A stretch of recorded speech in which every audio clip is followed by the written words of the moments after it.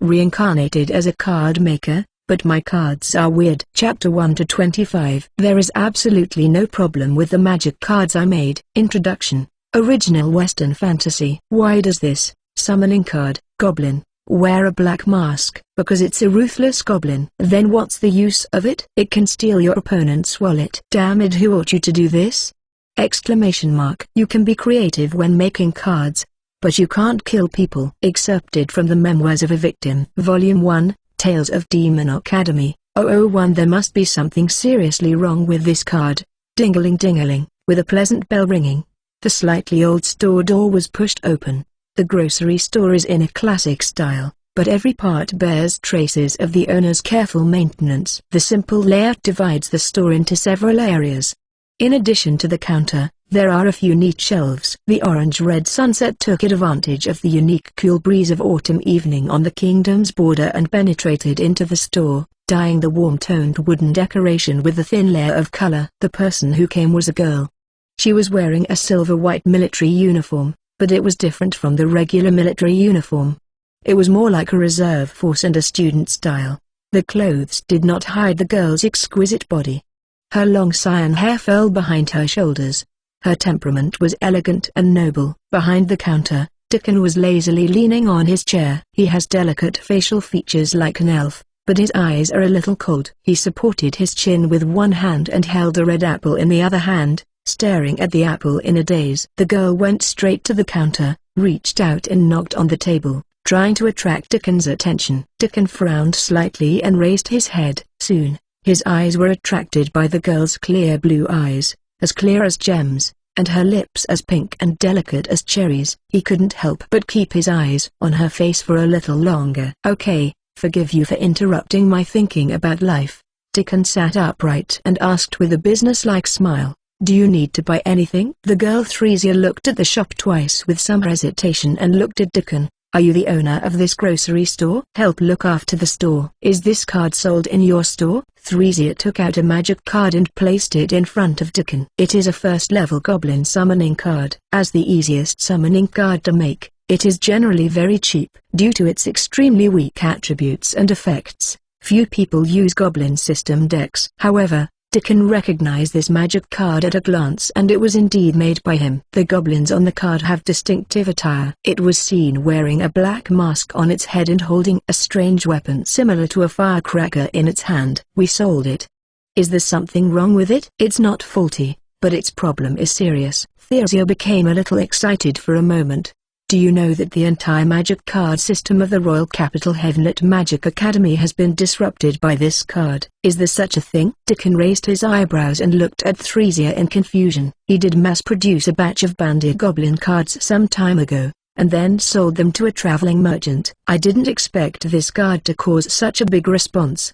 He identified the cards on the table and confirmed again that this card was indeed made by himself. This card is obviously very ordinary. Dickon looked at the attributes and scratched his head in confusion. Banded Goblin. Category: Summoning Card. Grade: Blue Precious. Level: 1. Attack: 100. Life: 100. Effect: When the summoned object causes damage to the enemy, the priority is to change the damage to forcing the opponent to seize a prop from the opponent. Remarks: M1917 Gangster Smith & Wesson will solve all your worries. Dickon raised his head and looked at the girl's expression again, and suddenly he understood why she was so excited. Maybe you are disgusted by this card. Not that much. I felt that the card from the real underworld was not sold at all. In this case, wouldn't it be enough if you bring a few more bandit goblins? If you can't beat it, just join. Dickon's eyes were full of confusion. Who could bring so many first-level cards?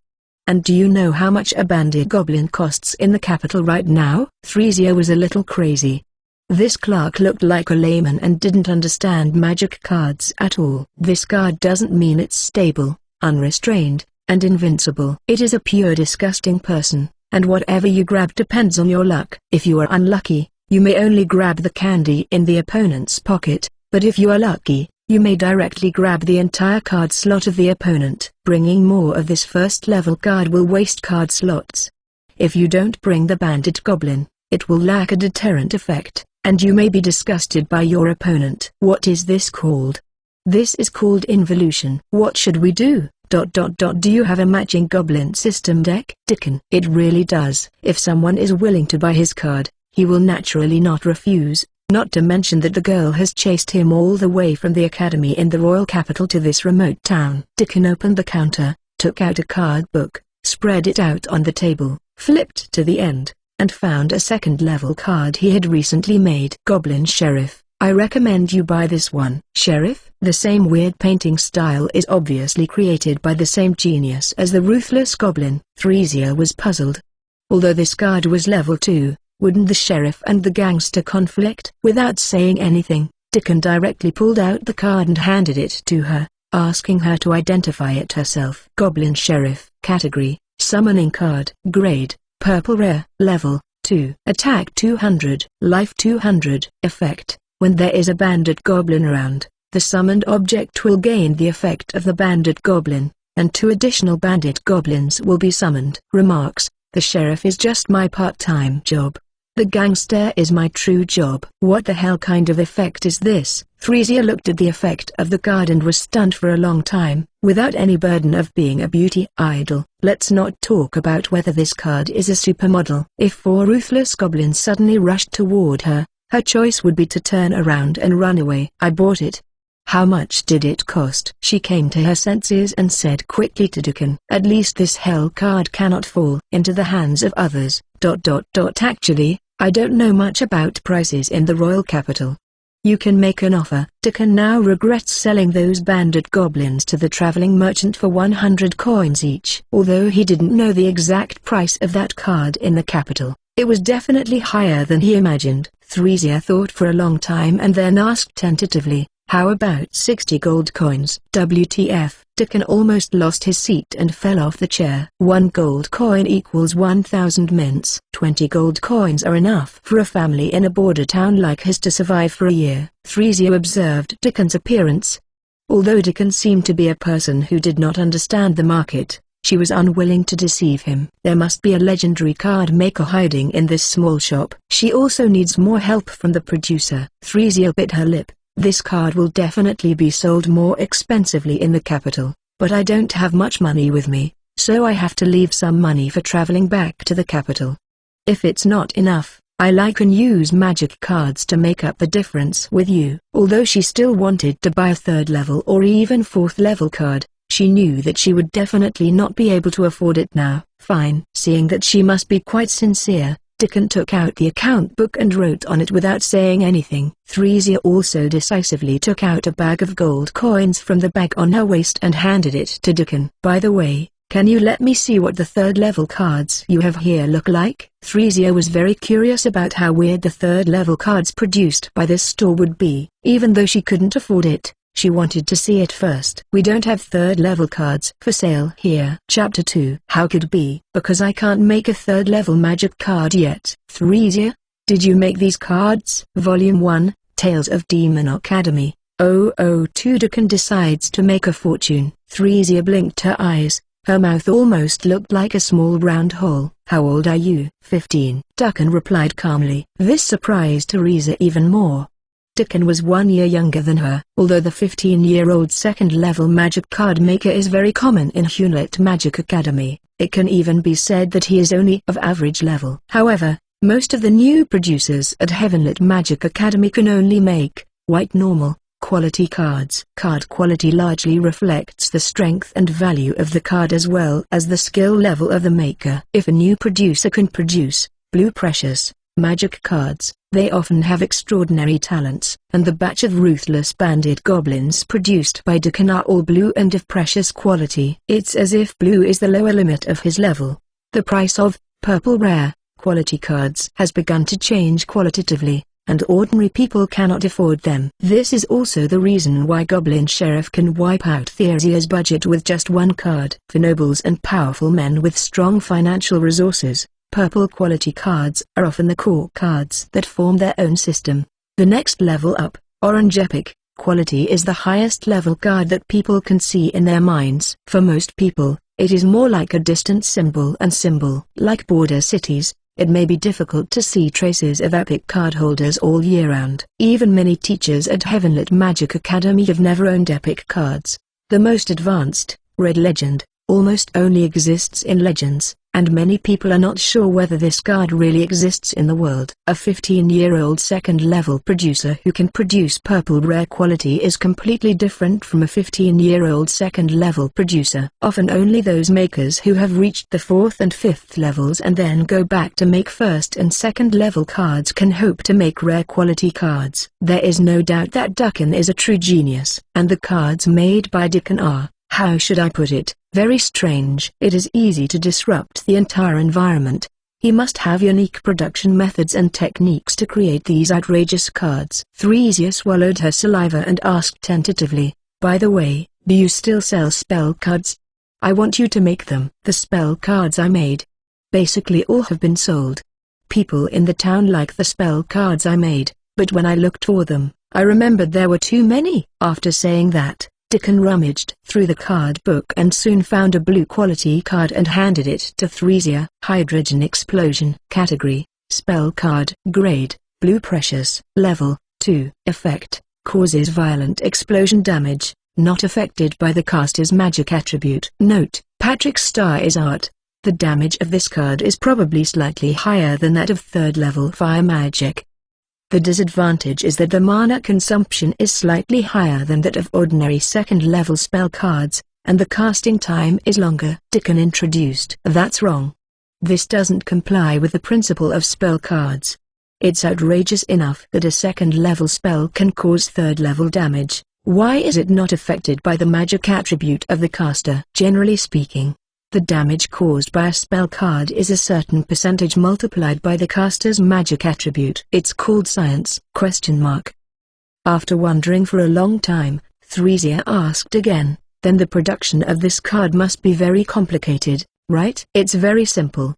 The 2nd level electric shock technique, the 1st level water ball technique, and the 1st order fireball technique were made after a little more experimentation. What the hell is this? Thresia felt that she could not understand what Dickon was saying at all, but she bought the card anyway. Just as Thresia was happily preparing to find a wilderness to experiment with hydrogen explosion, Dickon asked, by the way, young lady, I plan to take the entrance exam for the Heavenlit Magic Academy this year.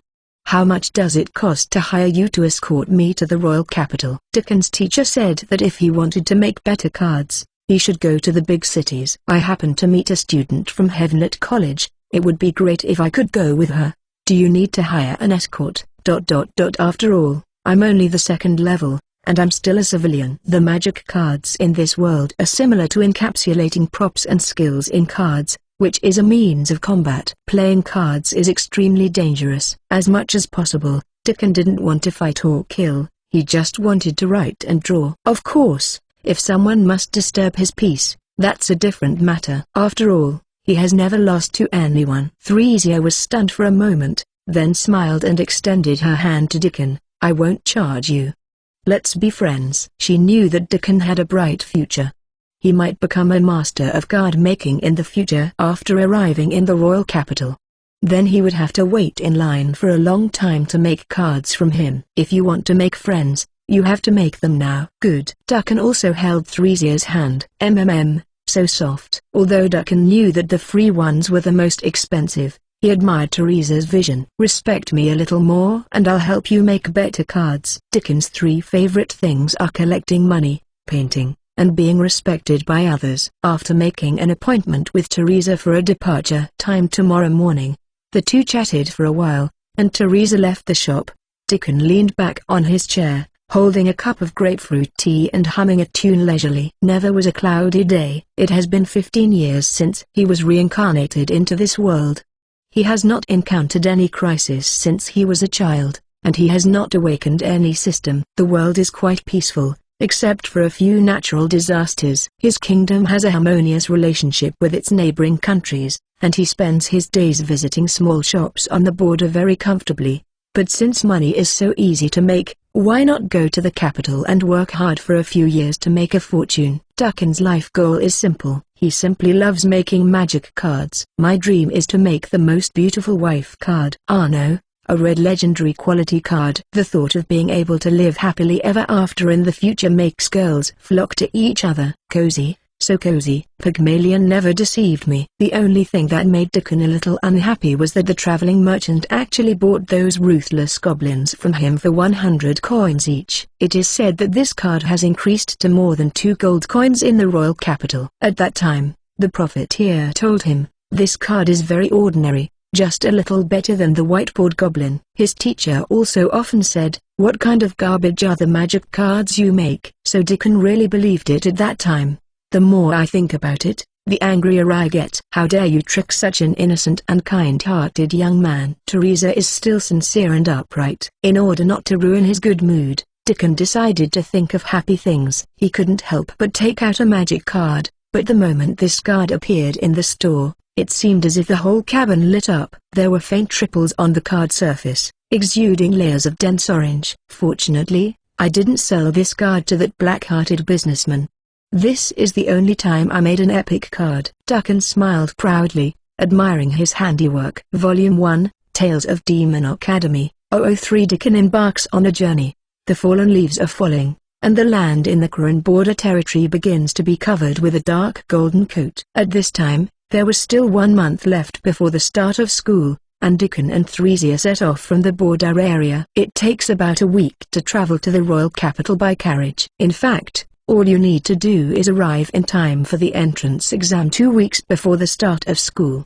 However, if the time is too tight, there will be a grand scene near the royal capital during the entrance season every year where princes from all over the world compete to patrol and line up. Waiting in line is too much of a waste. Moreover, Dickon also wanted to arrive in the royal capital early to do other things, so he decided to leave as soon as possible. "Little Dickon, you have grown up." The mother was in tears as she bid farewell to her son. "Younger, when you go to the capital, remember to be careful when fighting with others. Don't keep thinking about your unlucky cards. Think about the fact that the big guy next door has been beaten a little unconscious by you." My father could not hide the pride on his face, but his words were full of worry. There are many adventurers in the town who have been tortured by Dickon. He was worried that Dickon would be imprisoned in the capital prison before he graduated. Dickon nodded in a nonchalant manner, which made his father even more worried. "Never use your spell cards in school, especially hypnotic gas, poisonous ground nails, hydrogen explosion, as well as your equipment and summons, as they will be misunderstood as a cult sacrifice." My father repeatedly asked me. "Don't worry, I already know the importance of taking action now. In addition, I left 30 gold coins in the counter." Dickon smiled helplessly. "Bon voyage." "Then I'm going." Chapter 3. After saying goodbye, Dickon got into the carriage. From now on, Dickon will live a dormitory life in the academy. Tuition and miscellaneous fees are all paid for by the kingdom. There are almost no projects that require self-pay, and you can use many high-end facilities and resources in the academy for free. This is what Dickon values the most. Just because you earned 1 gold coin does not mean that you really earned 1 gold coin. When you save a gold coin, it means you really earn a gold coin. Being diligent and thrifty is the first step to getting rich. Of course, if Dickon wants to make a fortune, he still needs a lot of startup capital. It would be great if we could open a small shop in Wangtu. Making a sister card requires a lot of money. You need to become a higher-level card maker yourself. Have dreams and feel full of motivation. He was about to face a nearly week-long journey. In order to relieve his loneliness, Dickon brought many books. In addition, Dickon has also finished investigating the famous tourist spots along the way. You can check in when passing nearby. Anyway, the trip started feeling surprisingly good. This is Dickon's first trip away from home. Although he has also left the small town, at most he has only gone to the big cities on the border for sightseeing and shopping. The chat with Theresia along the way was quite enjoyable, but it was impossible to keep talking.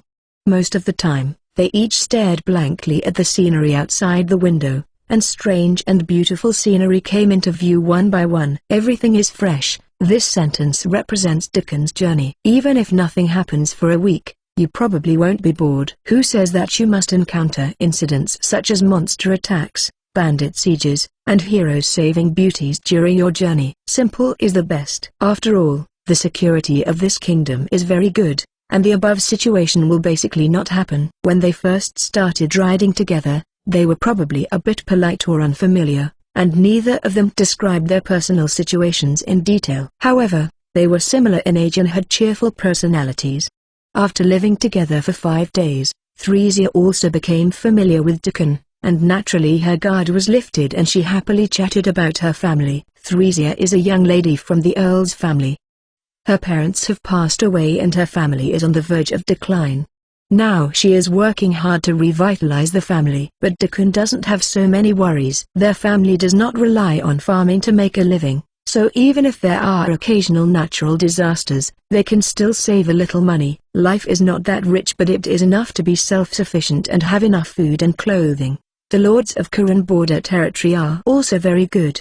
Not only are the taxes not high, but after natural disasters occur, they will reduce taxes for several years and provide assistance to the affected areas. The sun outside was already high overhead, and a dry, comfortable breeze was blowing. Theresia supported her chin with one hand, lying on the window edge and looking at the scenery outside. Speaking of which, Dukan, what do you want to do after graduation? Go back to your hometown or work in the royal capital? She asked Dukan, reflecting the breeze blowing from the window. My current idea is to be a businessman. But it's hard to say for certain what the future will be like. It's always unpredictable. I just want to live more leisurely and happily in the present. Dukan closed the book in his hand, put it aside, and answered with a smile. Theresia nodded, seeming to agree with Dukan's outlook on life. What about you? Theresia, you should be working in the royal capital and constantly conquering the shadow world. Theresia replied. But Theresia, isn't it dangerous to conquer the shadow world? In Dukan's understanding, the shadow world is a copy. It will appear at a fixed entrance to this world without warning. If the shadow world is left alone or fails to be conquered, a natural disaster will occur somewhere in the world. I have witnessed with my own eyes the territory suffered from natural disasters, which was also indirectly related to the subsequent decline of our family. Since then, I have vowed to devote myself to clearing the shadow world. Most importantly, I don't want to see people suffer such irresistible harm anymore. Theresia's voice seemed much deeper, and there was a trace of unconcealable sadness in her tone. You are a good noble like our Lord of Kuran territory. I like people like you very much. Dukan gave Theresia a few candies. This is his favorite fruit gummy candy. Soon Dukan continued. Don't worry, when I become a card-making master, I will definitely help you make super-level magic cards, and I will also give you a super-friendly price. He really admired Theresia. After all, conquering the shadow world is life-threatening. The only thing he could do to help Theresia was to make magic cards. No weapons, clothing, or ordinary props can be brought into the shadow world except magic cards bound to the soul. This is also the reason why magic cards will become mainstream combat props in this world. It has a vital effect when conquering the shadow world. Fortunately, Dukan has some card-making talent, so he will not be reduced to a quilt on the streets of the royal capital. Thank you, Dukan. However, the shadow world can also bring me fame and wealth. It is a good way to revitalize the family. Theresia laughed happily. This made Dukan startled. Is shadow world very profitable? Of course. All my 60 gold coins were exchanged for the shadow world clearance rewards. Then ... It seems like I can go and have a fight. Dukan muttered while holding his chin. As long as the money is available, many things can be considered. Do you want to be a battlefield card maker? Theresia asked. There is a kind of support called battlefield card maker who is occasionally brought into the shadow world. So be it. His approach is quite different. Although he is similar to the battlefield card maker, the essence is different. Volume 1, Tales of Demon Academy. For Dukan's miraculous confidence. The academy is almost here. Do you want me to accompany you for a walk? Theresia asked. Certainly. Dukan is full of expectations for his future school life. In the morning of this day, the carriage arrived at the academy. Heavenlit Magic Academy is located on the outskirts of the royal capital. It has the size of a small town.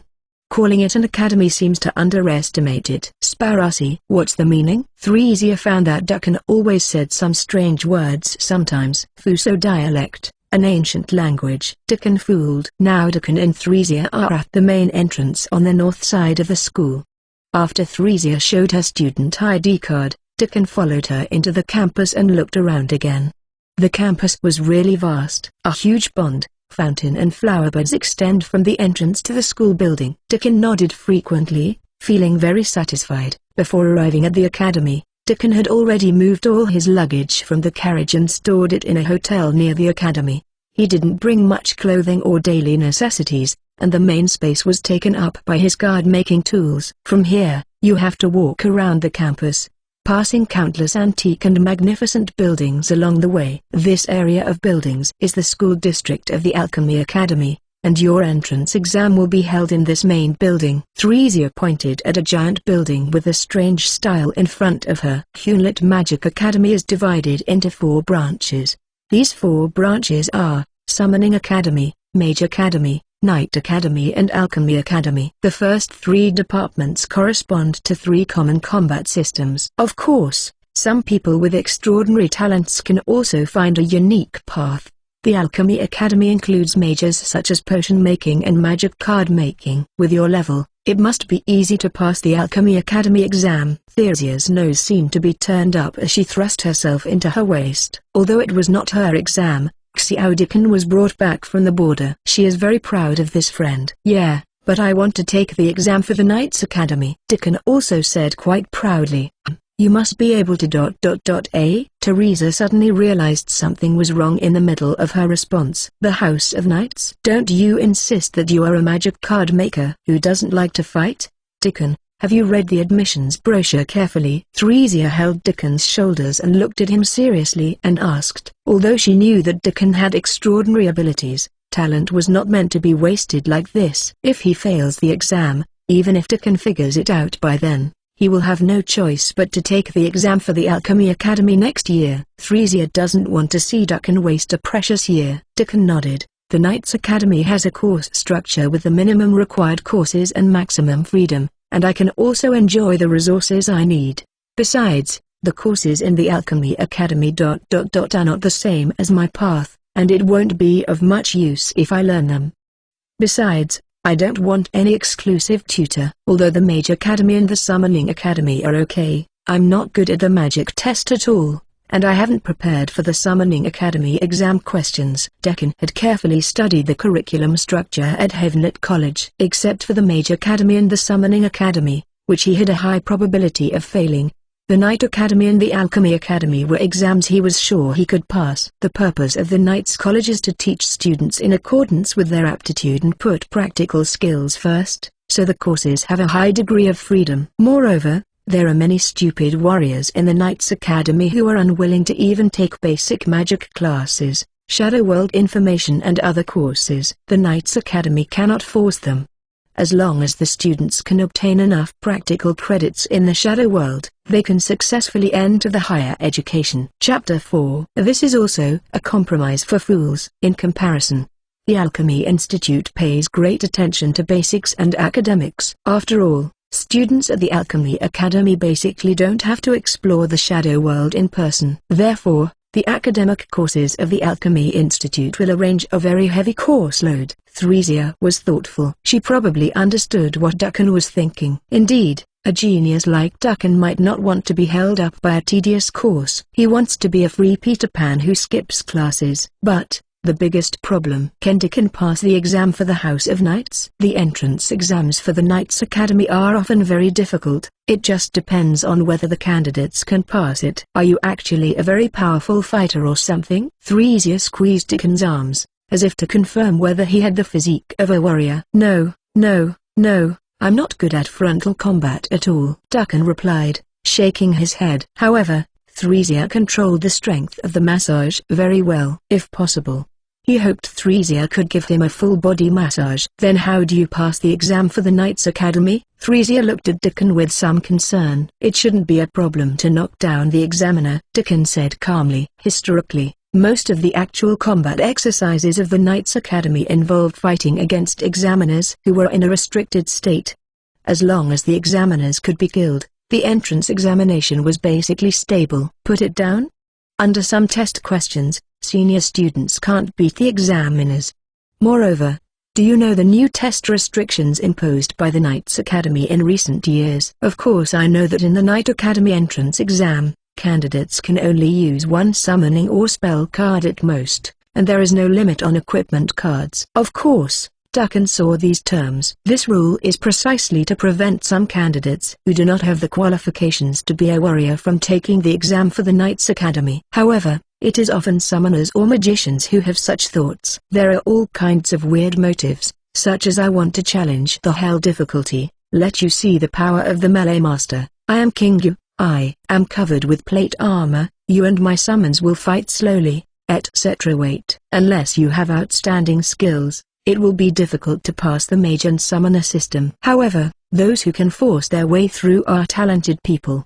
The kind of magician who can pass the actual combat test of the Knights Academy with a set of equipment cards is also very welcome in the Knights Academy. But, Thresia had never heard of a card maker taking the exam for the Knights Academy because he just liked the Alchemy Academy. Unless he is also an extremely powerful combat class that does not rely on summoning cards and magic cards. Don't worry, Thresia, my teacher said that although I am good at fighting, not many people in the world can defeat me in a one-on-one fight. Earthly realm? It refers to normal, non-moral people. Where did you get these words? Thresia looked at him with contempt. Although they didn't get along for a long time, she felt that Dukan didn't seem like a big talker. Does he have any countermeasure cards specifically designed to restrain the warrior system? From goblin thugs to goblin police chiefs, as a producer, Dukan gave her a very evil feeling. It seems that ordinary common sense cannot be used to treat him. Maybe the exams for the House of Knights. Maybe he can really bring about a performance that will make everyone's eyes darken. Volume 1,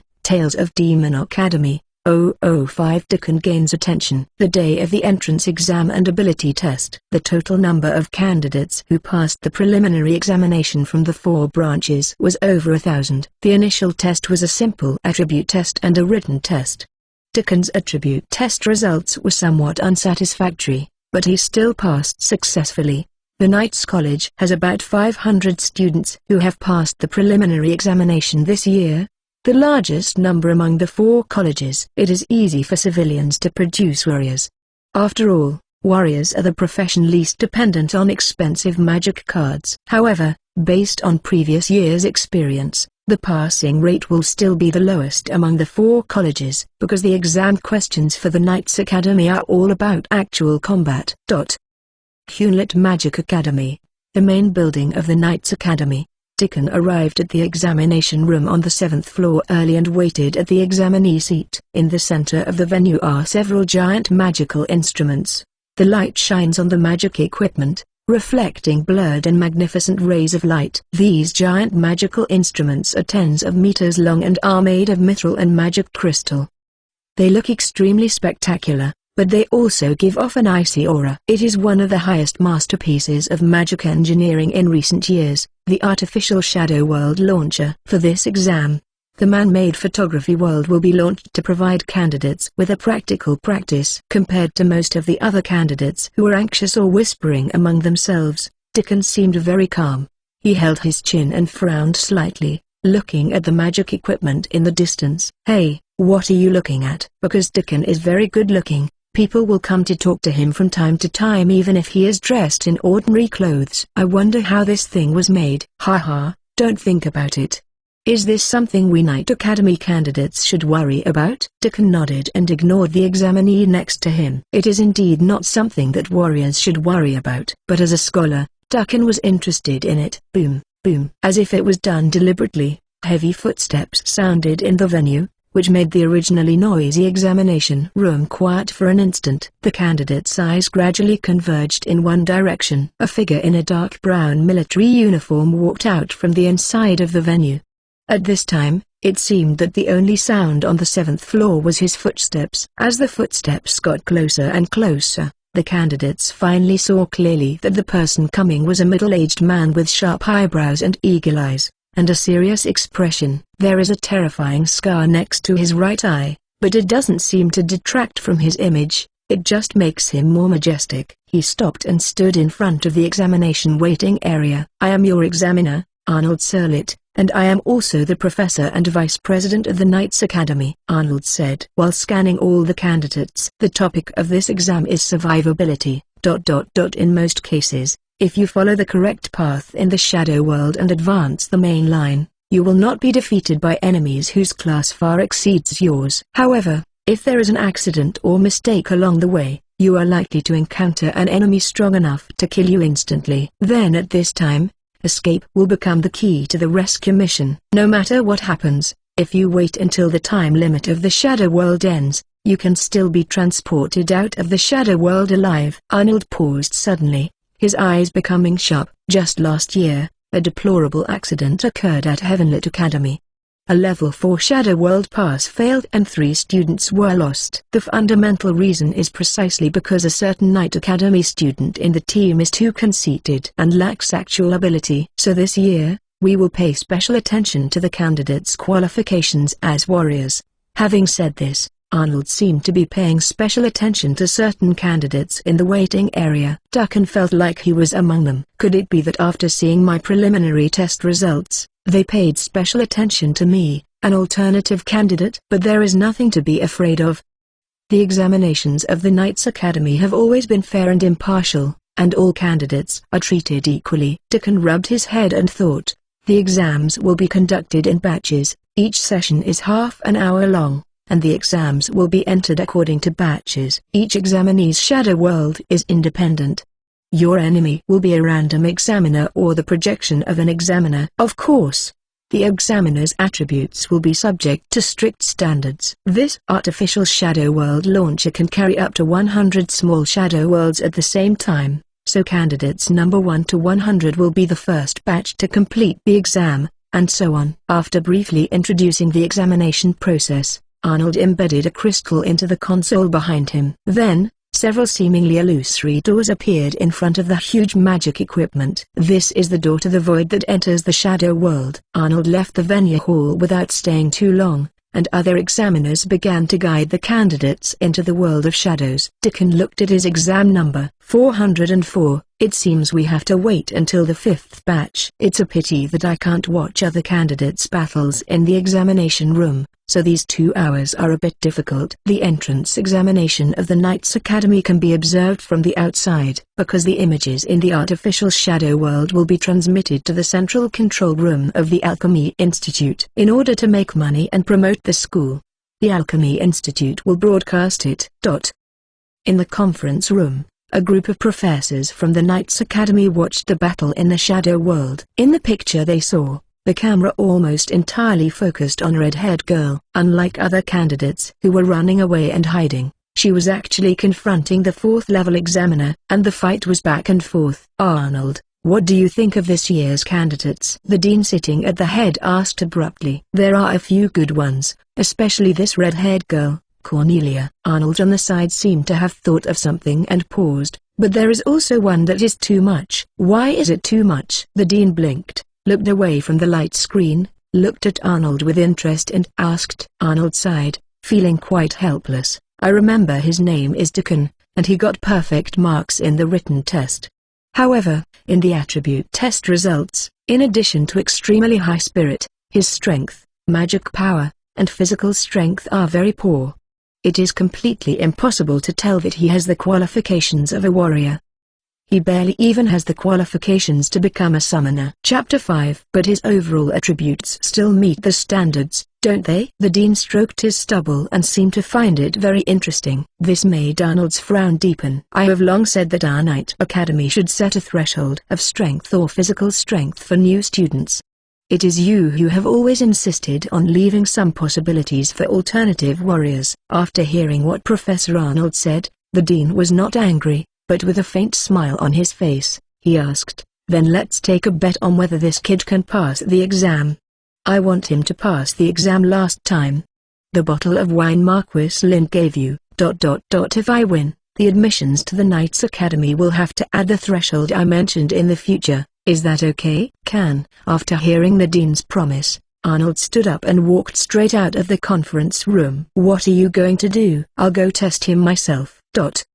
The dean was silent for a while. "This kid is a bit evil, Please pay attention to your own safety." This made Professor Arnold turn around in surprise. "You're not worried about him, but you are worried about me? And what dangers can there be in the world of artificial photography?" However, the dean didn't say much. He just waved his hand and asked Professor Arnold to leave. Volume 1, Tales of Demon Academy, 006. Dickon begins to show his fangs. By the time Dickon was about to fall asleep, he was finally reminded by the examiner that it was time to enter the shadow world. Dickon unbuttoned the first button of his shirt collar, twisted his neck, relaxed his shoulders, and followed the examiner to the gate of the void. As soon as you step into the door of the void, you will find a dark space where you can't see anything clearly. It seemed to be very quiet here, except for the sound of Dickon's own breathing. All other sounds seemed to be blocked. Soon, the surroundings lit up, and he seemed to be in a different dimensional space like a time and space tunnel. Prompt characters appeared in front of my eyes at the same time. "Welcome to the artificial shadow world Phantom Canyon. The content of this assessment is a simulated duel and will not be life-threatening. Random terrain. Pain is 1/4 of the real thing. If you are killed in the Phantom Canyon or completely lose consciousness and cannot recover, you will be teleported out of the Phantom Canyon." Candidates can actively choose to exit the film world. The examiner is the hunter and the examinee is the prey. The examiner's strength will be limited to level 4 and equipped with a unified level 4 white ordinary equipment card. The initial distance between candidates and examiners is 500 meters. Candidates who can persist in the canyon for more than 10 minutes are considered qualified. At that time, the results will be calculated directly after exiting the film world. Persisting longer and causing harm to the examiner will be considered as extra points. The upper limit is 30 minutes. And Shadow World will be closed. The above are the unified settings for this exam. The examiner for this session is Arnold Surlet. Your exam will officially start in 30 seconds. Please be prepared. The last prompt ends, and the surrounding scenery changes accordingly. He felt like he had entered a whole new world. This must be entering the Shadow World. Dickon looked around, surrounded by endless grassland. Is someone messing with me? Dickon rubbed his head. Random terrain. Give me a plane. The examiner happened to be the deputy dean. I can even see his figure in the distance. Forget it, it doesn't make much difference. Playing cards that are not turn-based is really scary. Dickon sighed, took out 2 equipment cards, injected magic power into them, and matched them to himself. In Dickon's impression from his previous life, although playing cards may be life-threatening, it should always be turn-based. People in this world use magic cards as weapons, scrolls, and summoned beasts, which is really dangerous. The 2 types of cards turned into flowing light and condensed into entities and landed on Dickon. Like a crown made of cold iron thorns, it exudes a dark light. There is also the gothic lily glove doll, which looks cute but has an ominous atmosphere. Outside the court, many spectators seem to have noticed the situation on Dickon's side. This kid is so unlucky. Other people's sights are all valleys, jungles, and islands. How come this is a plane for him? How can you hide in the plains and play a straight line race with the 4th level examiner? Ha ha ha ha. And no candidate has ever encountered Professor Arnold personally conducting the exam. It's not because of the accident last year. It's quite obvious that the Knights Academy has made it clear this year that they don't want to let people like this pass. To put it bluntly, I just want to teach these arrogant guys a lesson. No matter how talented you are, you will still die in the Shadow World if you mess around, and you will hurt your teammates. Damn it, this guy just took out 2 purple equipment cards. It seems that because many people began to pay attention to Dickon, the director also switched the main screen content to Dickon's side, and thoughtfully posted Dickon's equipment card identification information on the screen. Cursed Doll. Category: Equipment Card. Grade: Purple Rare. Level: 2. Attack bonus 0. Effect: Return 0.5% of the damage received to the opponent, and transmit 200% of the true pain to the opponent. Note: I like the card Maker Brother the most. Crown of Pain. Category: Equipment Card. Grade: Purple Rare. Level: 2. Defense bonus 0. Effect: When equipped, one's own pain sensation is multiplied by 300%, and a blood-locking effect is obtained, with a cooling time of 720 hours. Remarks: Oh, Xihitio, Xiaotio. Is this a warrior? It looks like a cult sacrifice that came out of nowhere. But the audience is not surprised. It is common for a few weird things to happen every year. You want to say that he violated the rules, but he did strictly follow the requirements. The registration information shows that he has only configured 2 equipment cards and 1 summoning card. Is he a warrior who takes the anti-tank route? But why doesn't he even wear armor or a shield? He doesn't look like a heavily armored warrior. It turns out it's this kind of unpopular equipment card. I'm afraid it's not much more expensive than the blue card. The advantage of the purple card is that it can allocate the total performance to stronger special effects. Both of his cards sacrificed commonly used attributes and concentrated the performance in strange places. Indeed, the first piece of equipment seems to have a brain problem on the part of the manufacturer. Although the damage recovery rate is more important, he focused all its performance on pain feedback.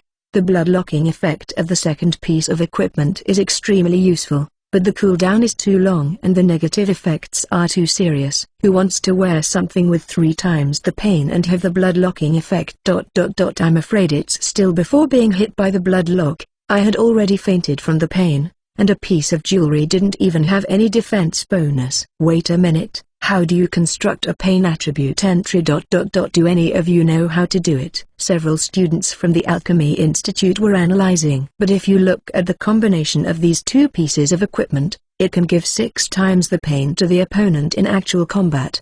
He should have done it this way on purpose. Disgusting. I don't want to fight him anyway. It's a pity. With only 1/4 of the pain in Phantom Canyon, he can't disgust the examiner at all. Thresia was also watching Dickon's exam in the Alchemy Academy's broadcast room. When she saw Dickon's equipment, she couldn't help but twitch the corners of her eyes. You just think about disgusting your opponent, right? At this time, she finally understood what Dickon meant by the words Hell and Yangjian. But, Xiao Dickon, come on. I'm counting on you to help me make the card. Volume 1, Tales of Demon Academy, 007 Dickon's Soul Card. In the shadow world where Dickon lives, Professor Arnold had sprinted in front of Dickon as quickly as possible. But he found that Dickon didn't move, just stood there with his hands behind his hands. His expression indifferent. He has quite the demeanor of a peerless master. This actually made Arnold somewhat incompetent. Why not escape? Could it be that he found that the difficulty was increasing and wanted to express his protest through actions, so he just took action? Arnold admitted that it did make it a little more difficult for Dickon, but still within the rules. So it's not a violation. Where are your weapons? Out of some guilt, Arnold didn't rush to take action and asked. Dickon didn't answer. He just raised his right hand and shook the gothic lily doll on his hand. There seems to be no intention to give up. Professor Arnold began to frown. He looked at Dickon's outfit and posture. Chapter 6. He has seen different kinds of warriors, but never one so different. There's obviously a lot to complain about, but I don't know where to start. It feels like a lump in my throat. But as an examiner, he should not continue to delay the exam. Since the candidate had such an attitude, he could only send him out of the film world as soon as possible. Professor Arnold took a deep breath. I'm sorry, but I hope you can choose a school that suits you next year. After saying that, Arnold raised the silver sword in his hand and made a clean and horizontal slash. A chill exuding the danger of death suddenly swept through Dickon's limbs. At this distance, there is no way to avoid it. But Dickon had no intention of avoiding it. This is the moment you have been waiting for. He was holding a magic card in his left hand behind his back. His trump card. It is also the core of his system. The card that will establish his victory. Injecting magic power into it, dazzling orange light instantly overflowed from Dickon's palm. Points of light suddenly shot out like a god descending, forming a golden totem in the air. The magic card in Dickon's left hand has dissipated and turned into reality. Although this was not the first time he summoned this card, Dickon could still feel the terrifying power exuding from this card. Summoning completed. What followed was a black mist filled with a strange aura. Black mist suddenly surged to the ground, spreading in all directions like a tide, covering the entire land at once. And the center of the black mist is right behind Dickon. A man exuding a strong undead aura slowly emerged from the black mist. The codex in his hand exudes a faint green light. His face was full of sorrow, and the chants also sounded. The vast fog is my endless and boundless sorrow. The viewing area was already filled with exclamations. The scene was completely chaotic. Is this special effect an epic card? Oh my god. Is it really orange epic? It's too much to take epic cards for the entrance exam. Is any of his young men experiencing life? Orange epic magic cards, even if they appear, are usually only in the audience watching the battle. How could a card of this level appear in the freshman exam? The identification results of the epic card used by Dickon soon appeared on the broadcast screen. The Ruined Poet. Category: Summoning Card. Level: Orange Epic. Level: 1. Attack 0. Life 100. Effect: interfering with the minds of all enemy creatures through magical poems, multiplying the pain they feel by 1000%. Note: it hurts. It hurts so much. Professor Arnold's slash has reached Dickon's chest. Dickon's timing was good, summoning the Ruined Poet just as Arnold was about to slash him. According to the superposition of his 3-card effects, the total pain feedback is 60 times. Even if there is only 1/4 of the pain in Phantom Canyon, it is 15 times the real pain. This time, the pain caused by being slashed in the middle of the chest was 15 times more felt to Professor Arnold. Dickon was knocked backwards and rolled several times on the ground before he stopped. It hurts so much. Dickon held his chest and stood up. The crown of pain sealed his life, but the fatal wound did not defeat him. But the pain of having his chest torn apart and his sternum broken just now didn't let him recover. However, Professor Arnold, already foaming at the mouth, fainted and fell to the ground. Then, Professor Arnold was judged to have completely lost consciousness and teleported out of the shadow world. Cool. Dickon breathed a sigh of relief. Fortunately, the examiner passed out completely and didn't need to make up for it himself. Soon, he saw the prompt message that followed. It took 57 seconds to clear Shadow World, achieve special conditions, defeat the examiner, and obtain S-level basic evaluation. Under special clearance conditions, the remaining time is 29 minutes and 03 seconds. Extra points. Score calculation in progress. The score is 1.557 times 1013. Final rating, SSS. I am about to leave the film world. Please prepare yourself. Little did Dickon know that the discussion outside the court had reached its peak. Which heretic made this rogue card? The Knights Academy picked up a ghost this year. This year, there are those who chase the examiners and beat them up, and there are those who are so disgusting. It can be said to be a double blessing. He didn't even bring the number of cards to the upper limit. There is an upper limit to the number of bound magic cards that each person's soul can carry. For example, Dickon is level 2. And he can only have cards with a total soul binding level of 20 at most. If he reaches level 3, he can bind cards with a total level of up to 30. The second level Dickon carries all second level cards. If he only brings 10 cards, he will reach the upper limit. But if he brings some first level cards, he can bring more cards. Lower tier cards can be considered to have less cost. Therefore, some high quality low level cards will not be eliminated when they reach high level. But for Dickon, 3 cards are enough to pass the mere entrance exam. After all, his main spell cards are restricted by exam conditions. Dickon walked out of the examination room and saw that Professor Arnold had been carried away by medical staff. He was immediately relieved. 15 times the pain should not cause any sequelae. Fortunately, this canyon has a 1/4 pain setting, otherwise Professor Arnold might have rushed to heaven at that moment. I'm so low-key. No one should notice me. Dickon thought for a while, but there were many candidates taking the exam at the same time. Including preparation time, it took him just over a minute to finish the exam. It should just flash by on the big screen. 1 or 2 shots are enough to make the difference. He hummed a little tune and walked out of the main building of the Knights Academy with brisk steps. However, he saw Teresa already waiting at the gate. She seemed to have come running, still panting. She was anxious and forgot about her surroundings. She made sure that no one else was watching Dickon, so she grabbed his hand and started running. Hey, what's wrong, Teresa? Although Dickon didn't know what was going on, he still started running after Theresia. If you don't run away, you'll be treated like a rare creature later. Theresia said. What happened? Do you still remember what you just did? The entire broadcast screen is given to you. Is there such a thing? Certainly. When the plane map and Professor Arnold appeared as the examiner, the director began to pay attention to Dickon. Dickon's performance later was a complete surprise for everyone. Dickon thought for a while, if the battle between him and Professor Arnold was watched in full. "Oh, I'm so angry," Dukan suddenly shouted, surprising Teresa. "What's wrong?" "If I had known that the world was focused on me, I would have taken this opportunity to accept a wave of advertisements. I lost money again." "Theresia, why don't you speak?" "Let's discuss what to eat tonight. To celebrate your passing the exam, I'll treat you." Theresia smiled helplessly and said, #author's note. There will be 5 consecutive updates after 2400 hours tonight. Readers who haven't slept can pay attention. Arigado. Volume 1.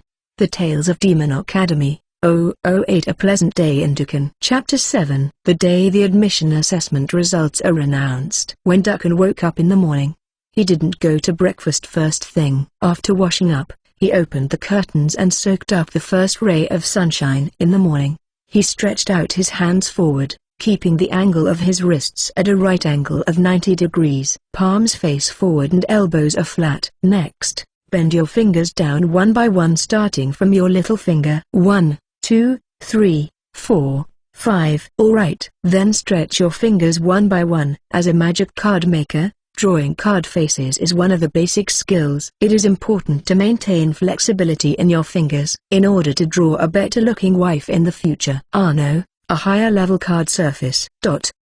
Putting on his coat, Dukan picked up a heavy book on the table and walked out of the room. After arriving in the royal capital, he has been staying in this hotel not far from the academy. But tomorrow, he will be able to move into the school dormitory. After the results are announced, qualified students can start moving into the dormitory. Although he didn't go to see it, he knew that he must be the first. After all, the SSS level ratings have been revealed. He was too lazy to take a trip around the academy. Starting tomorrow, you can save 200 coins per day on accommodation fees. Thinking of such a happy thing, Dukan couldn't help but smile again. Going downstairs, Dukan strolled on the street. In the past few days, he had become initially familiar with the environment of the royal capital. Every building is magnificent, be it a hotel, a shop, or a mansion. For a young man from a small town like him, it was quite a mental shock when he first arrived in the capital. What a handsome city!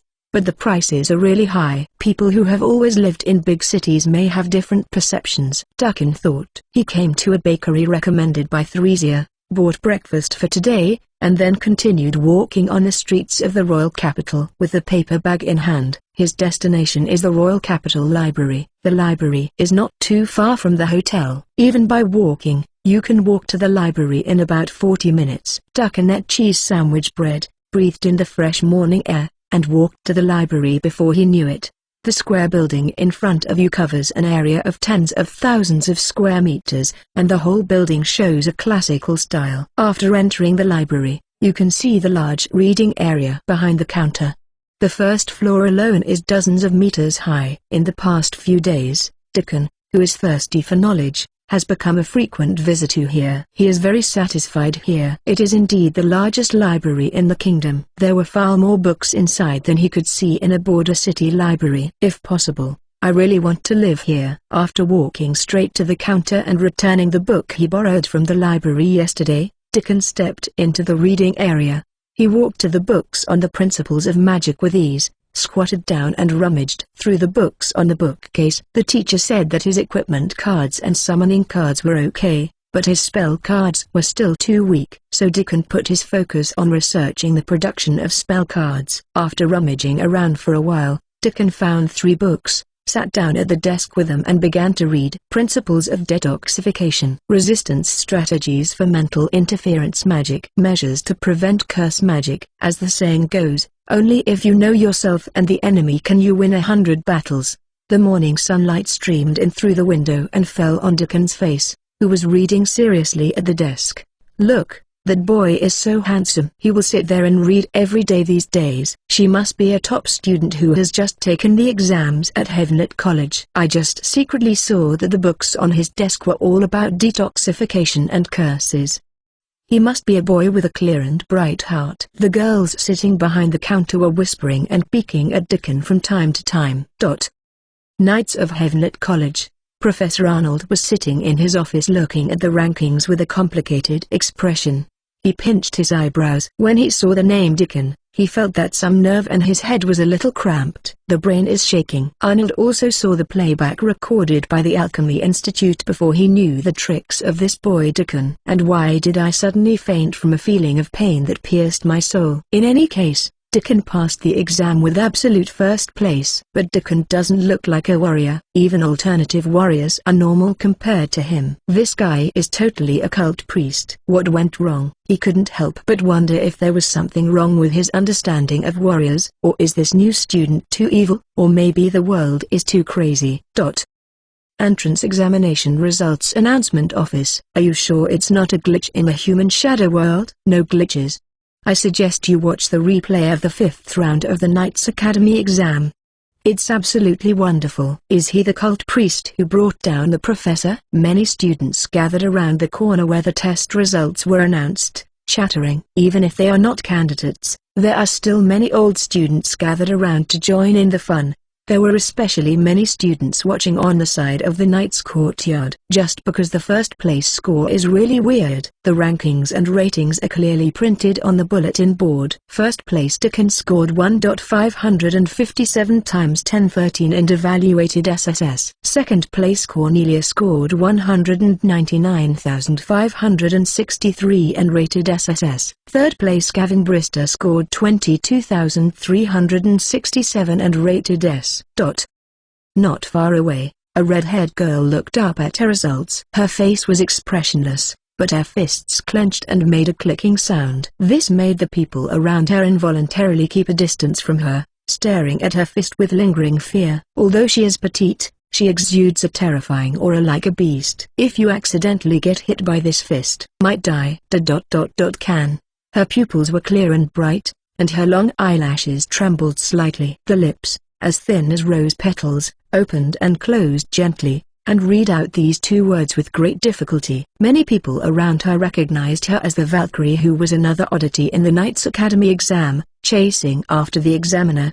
Does she look unhappy? For Deacon who stole her #1 spot? The students around were curious, but did not dare to ask her. She stared at the top of the rankings for a long time without looking away. His frown became more and more severe. 1, 10, hundreds, thousands, 10,000. She thought silently in her mind. Finally, she couldn't help but lower her head and start gesturing with her fingers. 1.557 times 10 raised to the 13th power. How many numbers is it? Volume 1, Tales of Demon Academy, 009. Cornelia becomes good at communication. The next day, students who passed the exam could begin to move into the dormitories one after another. Before dawn, Deacon got up, packed his luggage, and started moving to the academy.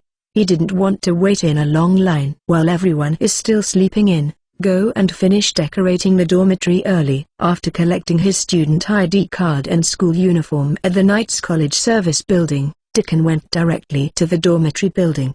The student dormitory of Knights College is an incredibly large and tall building. Deacon couldn't help but look at it. Presumably my room will be big too. It's exciting. He couldn't wait to approach the management room located in front of the dormitory. Chapter 8. Hello, I would like to stay in the dormitory. Please show me your student ID. After a simple authentication, the administrator handed him a bunch of keys with number plates. Here is your key. The first floor of the dormitory building is the restaurant. The second floor is the shop, the third floor is the public rest area, the 4th to 9th floors are the dormitories, and the 10th floor is the observatory. The boys' dormitory is from the left side of the 3rd floor. Enter via the stairs, and enter the girls' dormitory from the right. Wait. Why are you telling me how to get to the girls' dormitory? I thought students your age would be interested, so forget it. Please elaborate. Scholars pay attention to the beginning and the end. The administrator was silent for a few seconds. How many idiots in the Idiot Warrior Academy can study with peace of mind? But he continued, you can visit the female dormitory after registering in the management office, and the same is true for the dormitories of the other 3 colleges. However, if you are complained, you will probably be banned from this qualification. Thank you and have a nice day. After thanking the administrator, Deacon continued to carry his luggage. Without lingering on the first 3 floors, Deacon arrived at the 4th floor, which was like a hotel. 4th floor. Room 4, Duncan looked at his number plate and looked for the door number. This number is very auspicious. After finding his dormitory, Duncan immediately moved his luggage into the room. The moving process was quite tiring, and Duncan sat on the sofa for a while before he could catch his breath. But Duncan decided that it would be better to muster up the energy to pack his luggage immediately. Don't put it off again and again. He looked at his new residence. It had warm colors and a European style with a bit of a retro feel. The indoor sunlight is transparent, and there are green plants and various flowers on the balcony, making the atmosphere of the entire dormitory lively. There are 4 main spaces within the dormitory. After approaching the door and passing through the entrance hall, there is a large living room, connected to the bedroom, bathroom, and storage room. The furniture is all available and the storage space is ample. After briefly looking at the bedroom and bathroom, Duncan came to the storage room. This storage room offers students many possibilities. Students can decide to turn it into a study room, a training room or a simple warehouse according to their own needs. Duncan looked at the spacious storage room. He decided to configure it as his own small workshop in the future. After all, he is the man who wants to become a master of magic card making. The finishing work went very smoothly, and Duncan had it all completed in the morning. Duncan touched his stomach. Perhaps due to labor, he felt a little hungry before noon. What's for lunch? Go and ask Teresa if she has any recommendations. He now trusts Teresa's food recommendations more. The food he had enjoyed on the way to the royal capital and the bakery Teresa liked were all in line with Duncan's wishes. She's in the Master's Academy. It's time to visit the girls' dormitory. Just as Duncan was about to go out to find Theresia, boom, there was a knock on the door of dormitory number 404. I'm coming. He didn't know who might be knocking on his door now. Could it be that the classmate next door came to say hello? Or is Theresia and I thinking of going together? Duncan jogged over and opened the door. A red-haired girl caught his eye. Close the door and open it again. Make sure the door is opened correctly. Duncan found that the red-haired girl was still standing outside the door. On the first day he moved into the dormitory, an extremely good-looking girl came to visit him, which was undoubtedly a joyful thing. But Duncan looked at his door panel, his pupils contracting violently. On the side facing the corridor, the door panel is obviously dented in a small area. Your knocking on the door is more or less intimidating. Although Duncan was a little scared, he quickly guessed the identity of the girl. He had heard Teresa talk about it. There is another special passer in this year's Night Academy entrance exam, Cornelia. During the entrance exam, he defeated the 4th-level examiner head-on, causing quite a stir in the viewing hall. This terrifying strange power must be hers. But why? Why did she come to me? Is it because I stole her first place and she wants to cause trouble for me? Duncan's expression became a little nervous. However, Cornelia seemed to see what Duncan was thinking and said, Don't worry, I'm not here to cause trouble. Then what do you want to see me for? Duncan breathed a sigh of relief. This aunt's strength is comparable to the 4th level, and it is said that she can be extremely reckless when fighting. The kind who wouldn't hesitate to take action even if he knew there was 60 times the pain feedback. She smashed it down with her fist, and she estimated that it weighed 5 kilograms including the person and the box. Fight with me. Cornelia is a foreigner and is not very proficient in the language of the Northern Kingdom. It took her a long time to finish her sentence, which made her a little embarrassed. No. After finally hearing what she said, Duncan's face turned pale with fright and he flatly refused. Cornelia, Duncan, I'm going to lose. Before Cornelia could finish speaking, Duncan rushed to answer. For the first time, he felt that listening to someone talk was so tortured. When she slowly finished speaking, Duncan's blood pressure soared. This surprised Cornelia. She seemed to muster up the courage and tentatively said one word, No? How do you know you will lose? Duncan replied, My frontal combat effectiveness is very weak. But Cornelia discovered that even if she only said 1 or 2 words to Duncan, he could understand her. Great, there are such easy to communicate people in this world. Cornelia, understand? Can you really understand what you are saying? Duncan, I understand. The communication between the two gradually became smooth there. Cornelia, huh? Can't you really spar with me? Duncan, no. It's too much to say that you came to the boys' dormitory. But Cornelia's eyes became a little disappointed, and her head drooped. She glanced at Duncan sadly, then walked away dejectedly. Cool. Duncan breathed a sigh of relief. Compete with her? Let's not worry about whether Cornelia can survive the pain feedback. If Phantom Canyon is not activated, he will definitely die. Although Duncan is a master of porcelain style, he doesn't dare to touch Magpie. If the two of them really fight, they will definitely die together. Fortunately, Cornelia is a reasonable person, otherwise there would have been a tragedy in the dormitory building today. Duncan couldn't help but feel a little afraid of Cornelia's visit. Volume 1, Tales of Demon Academy, 010 Cornelia and her translator. The temperature in the royal capital has begun to drop in October, and there was a bit of coolness blowing in the early morning at Heavenlit College, which made Duncan couldn't help but yawn. Duncan got up earlier than usual and put on his uniform. The uniform adopts a simple and neat design, and the style is similar to the one that Duncan first saw Thresia wearing. However, the color theme of the uniforms of the Knights Academy is red, which makes them look a little brighter. Duncan stood in front of the mirror and examined his appearance. Good. Wow, so handsome. Duncan, the road to wealth begins today. There are 107 qualified students in the Knights Academy this year, divided into 4 classes A to D. The class allocation mechanism is very simple. According to the order of performance, Duncan was undoubtedly assigned to Class A. The class of first-year students was on the second floor of the Knight Academy building. Duncan quickly found the classroom according to the map marks. When Duncan entered the classroom, there were already several students inside. Because the lecture theater is very wide, the classroom seems very empty. When the students in the classroom saw Duncan, they all showed expressions of discovering rare creatures. It seems that they are not sure about Duncan's character, so no one chooses to talk to Duncan immediately. Chapter 9. If he is a guy with a bad personality and is targeted by him, the next 3 years will definitely be hell. Cult Priest. This is the title currently given to Duncan by students.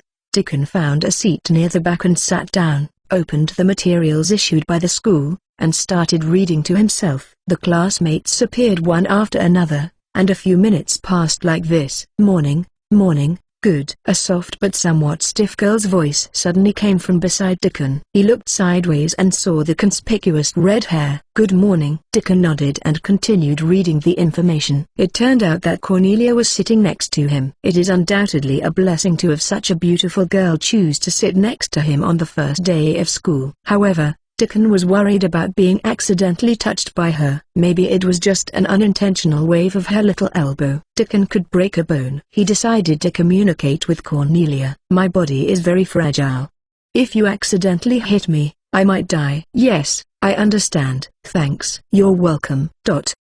When the students in the classroom discovered that the cult priest and the Valkyrie were sitting together, their eyes couldn't help but glance towards the back row of the classroom from time to time. Do these two people know each other originally? What are they talking about? Are you planning to conspire to kill teachers? The students lowered their voices and whispered. Now that all the students in the class have arrived, it is a little noisy. Except for Duncan and Cornelia, the students were all concentrated in the front and middle rows. It seems that there are 2 clearly divided areas in the class. After the bell rang, a person suspected to be the class teacher walked into the classroom on time. After seeing the tall figure clearly, the students discovered that it was Professor Arnold. Professor Arnold noticed Duncan and Cornelia in the back row, and his eyelids twitched. How come these 2 people get along so harmoniously? Want to rebel? He was originally worried that the 2 of them would die together on the first day of school, but now it looks completely opposite to what he imagined. He coughed twice and returned his gaze to most of the students. Professor Arnold began to speak. Everyone, I am Arnold Surlet, who will be the class teacher for the next year. Please give me your advice. First is the entrance ceremony. This is an event to celebrate everyone's admission. Just relax and enjoy it.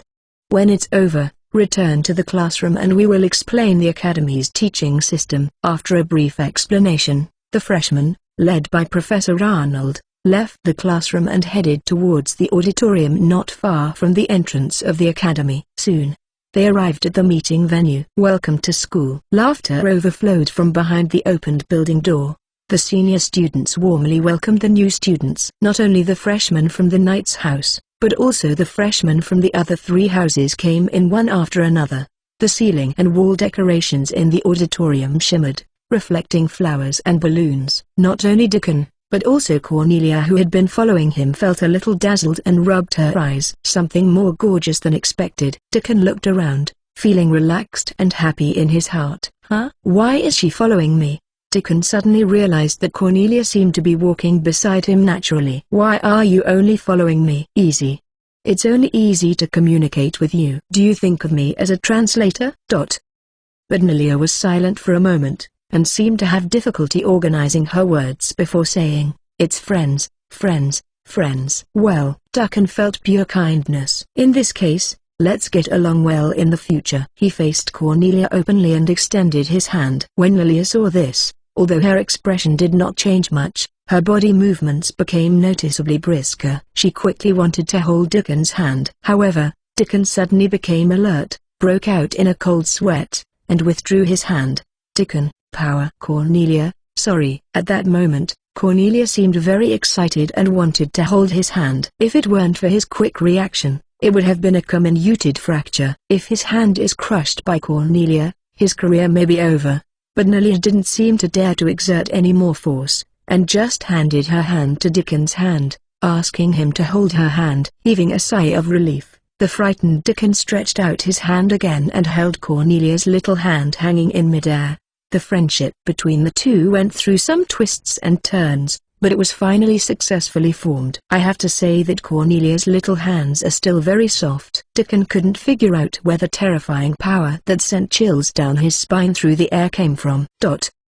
Welcome to Heavenlit Academy of Magic. The magnificent hall echoed with cheerful music, and the crimson curtain as soft and silky as down slowly parted. The person who stepped onto the stage was an elderly man. I am Principal Ladson, and I wish you all the best from the bottom of my heart for joining us. I hope you will not be lazy and lax on the road of life full of hope and brightness, and use these 3 years to study hard. The future of the kingdom needs you. Okay, I won't go on too much, let's just enjoy today. Principal Ladson completed his speech with brief words. "Oh, the first graders cheered loudly. A young man who appeared to be the host ran out from the left side of the curtain, passed by the principal, and announced loudly, "The entrance ceremony begins." The entrance ceremony reached its climax with the cheers of the students. Volume 1, Tales of Demon Academy, 011 Dickon's Gang. After returning to the classroom, everyone was still excitedly discussing the topic of the entrance ceremony. Compared with playing and singing and dancing, what excites them is the drama that runs through the normal entrance ceremony. The content of the play is adapted from the main plot of the 6th level shadow world that the college graduates conquered last year. The story has twists and turns, and finally, with the cooperation of several attackers, it reaches a touching and tearful ending. This drama obviously inspired the freshmen to strive to become stronger. They are also looking forward to the day when they can conquer the high-level shadow world. The classroom became much noisier than when we first gathered in the morning. Everyone seemed to have let down their guard and gradually started to get acquainted with people they liked. Some people also started to talk to Dickon and Cornelia. They could understand what Dickon was saying, but they couldn't understand what Cornelia was saying. It seemed like Dickon needed to translate for her every time. In the end, everyone confirmed that both of them were much more approachable than expected. If you put aside the cards that Dickon uses, he is a completely normal boy. Although Cornelia looked a little cold, she was not putting on airs. "Thanks," Cornelia said to Dickon. "You're welcome." Dickon smiled helplessly. Cornelia felt very happy. After coming to Norton Kingdom, it was the first time that she communicated with everyone so efficiently. The two of them were still sitting in the back row of the classroom, but it seemed that the Chuhihan boundary between them and other students was no longer so obvious. Although he is in Class A, it is still the Knights Academy, also known as the Warriors Academy, and not many people like to study. The classroom seems like a prison to them. Yet they noticed Dickon, who is number 1, is holding a book and reading it seriously. The second place, Cornelia, also sat quietly without speaking. She seemed to have tried to read the information distributed by the school, but quickly closed it. For some reason, other students gradually began to follow suit. The atmosphere in the classroom slowly returned to calm, and everyone's noisy hearts seemed to have calmed down. It turns out that this is the state of mind of the strong. They feel enlightened. Chapter 10. When Professor Arnold returned to the classroom, he was startled by this strange sight. Along the way, The other three classes were so noisy that it felt like a library here. Professor Arnold took a deep breath, stepped onto the podium, and began to explain the various precautions and teaching systems of the Academy. In fact, the Academy has already issued written information, and the contents are clear at a glance. But it seems that every year there are fools who don't watch it. As the class teacher, he has to emphasize it. There are only 4 compulsory courses in the first semester of the first year of Knights College: fighting, arithmetic, common sense about the shadow world, basic theory of magic cards. Students in class A take these 4 subjects together and will be automatically registered. You can choose the remaining courses freely, or even choose courses from other 3 colleges that you are interested in. The courses offered by the Alchemy Academy are particularly extensive, including courses in psychology, economics, medicine, herbalism, etc. But for students in the Alchemy Academy, these courses may be nightmares. They will be required to learn most of them. After all, these people don't need to download a copy. Most students in the Knights College do not take too many cultural courses. They will go directly to the Adventure Zone to hunt or conquer the shadow world to earn credits. Elective subjects are taken with students from other classes and must be determined within 2 weeks. You can freely audit elective courses in the first 2 weeks and register or cancel at will. Dickon is interested in economics subjects and some courses in magic engineering, but he doesn't plan to choose too many. After all, he still specializes in card making. If you don't have enough credits, you can just play Shadow World a few times when the time comes. Hold your thighs for assistance and do it easily. As for the choice of thighs, Dickon couldn't help but look at Cornelia on the side. Although Nelia is only at level 3, her strength is comparable to level 4. If Dickon teams up with her, he should be much to the 2nd or 3rd level Shadow World. It can be said that they are a domineering duo. Perfect. Please be sure to study the information handed out carefully. It is also a good time to consider elective subjects now.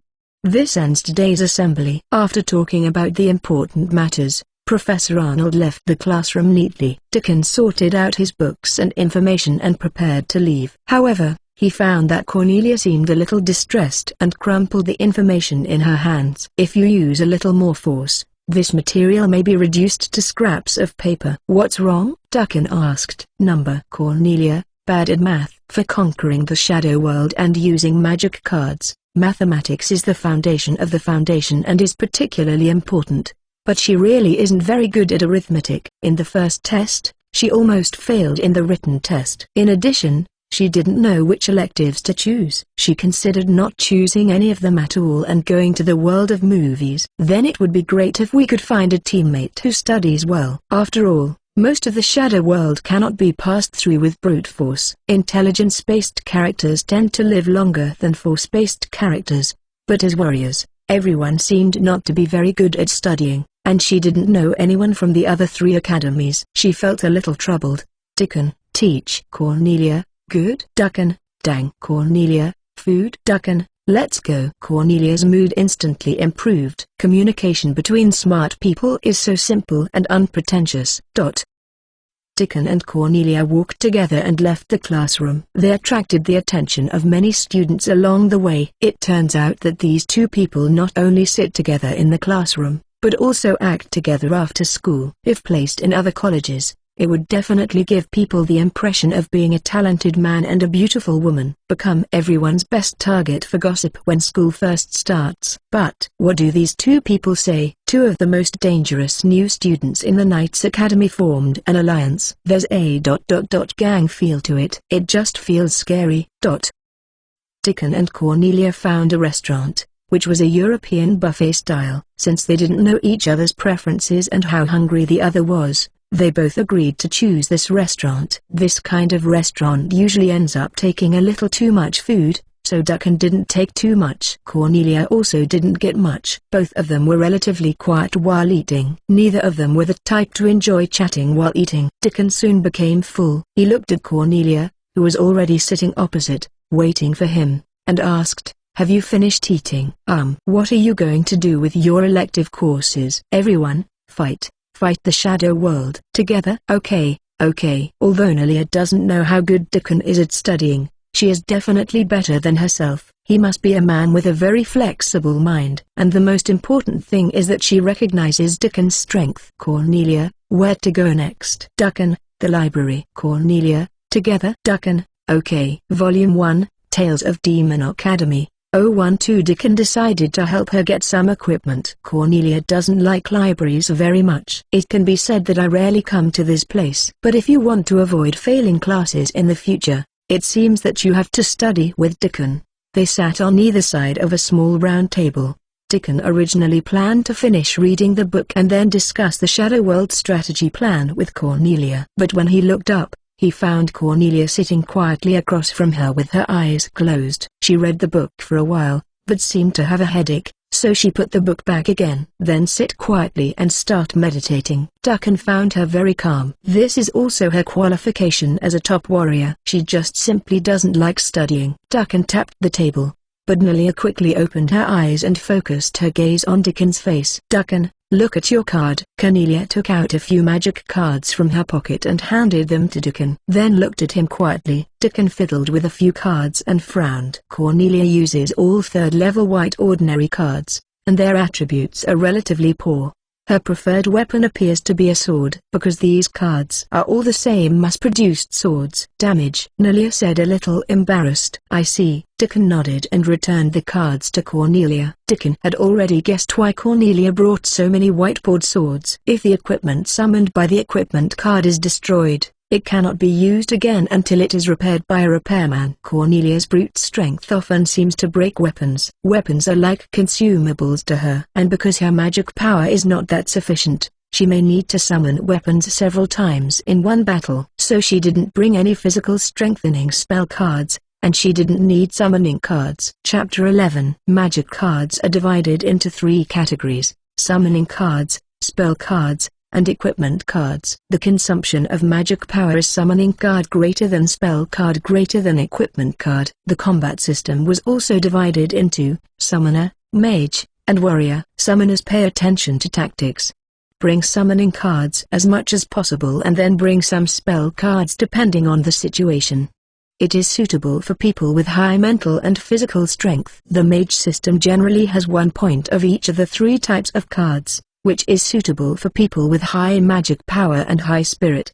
In addition to being good at spells, they also cause the highest damage when using spell cards. Warriors mainly bring equipment cards and a small number of spell cards, which are suitable for people with high strength and physical strength, but insufficient mental attributes. But Cornelia must have standard warrior attributes. Can I see your 4-dimensional attribute test results?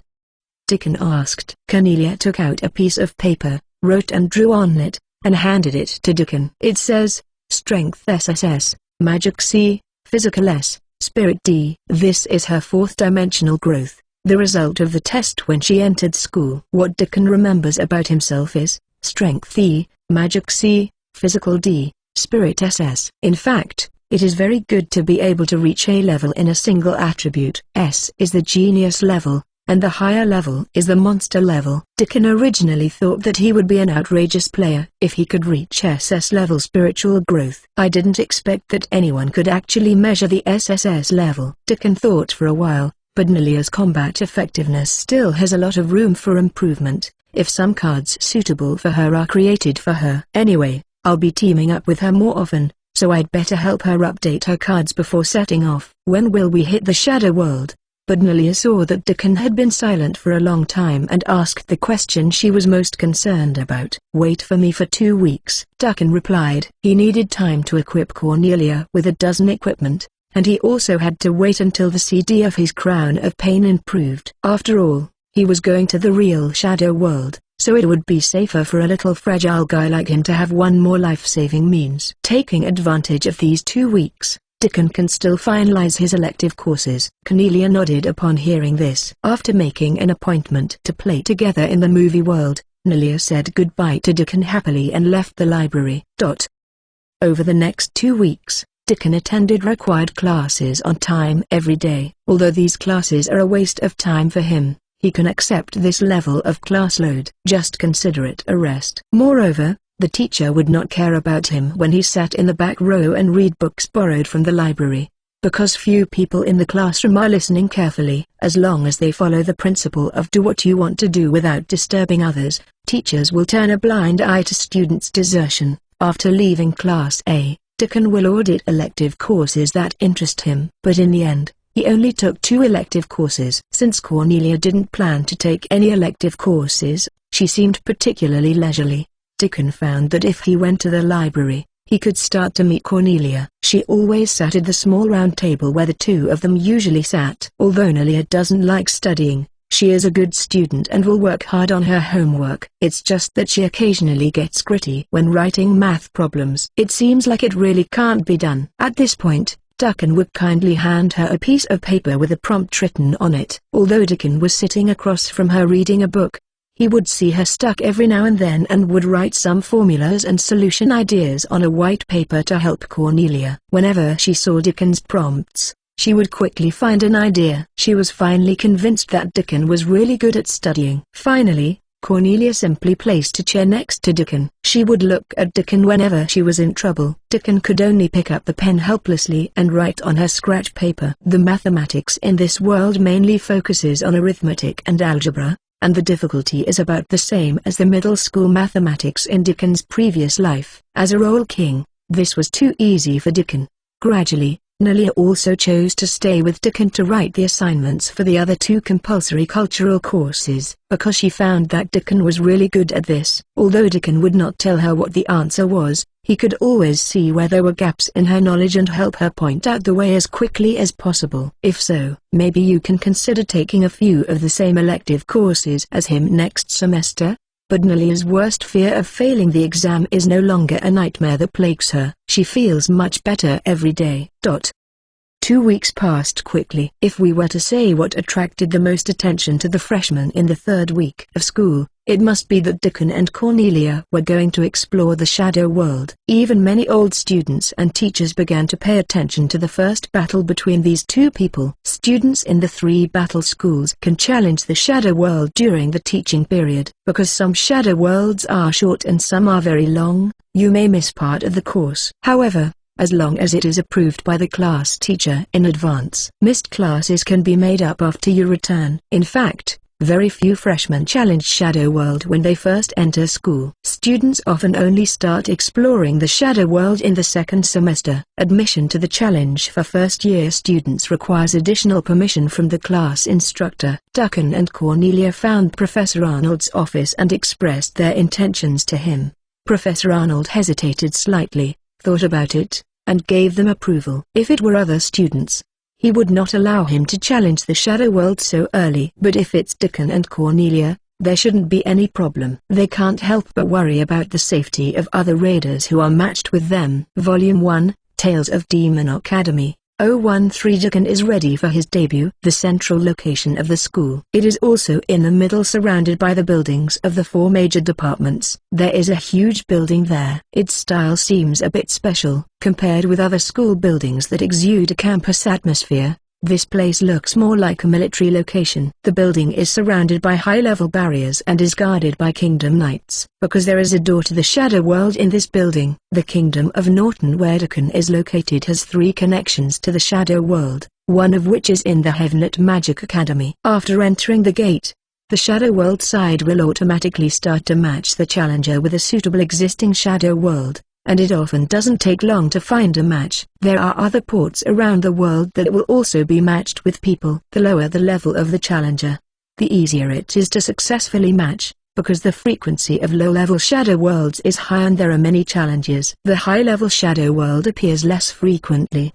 Even if someone is willing to play, sometimes there is no copy for them to play. If a shadow world of level 7 or above appears, it will cause many countries in the Kingdom Council to start negotiations and send out the most powerful candidates or teams. The more advanced the Shadow World, the more terrifying the disaster caused by failure. If the 2nd level and 3rd level Shadow Worlds are just trivial matters, then the failure of the 7th level and above Shadow Worlds will be a real large-scale natural disaster. Any country will treat it with great caution. There are 2 ways to form a team.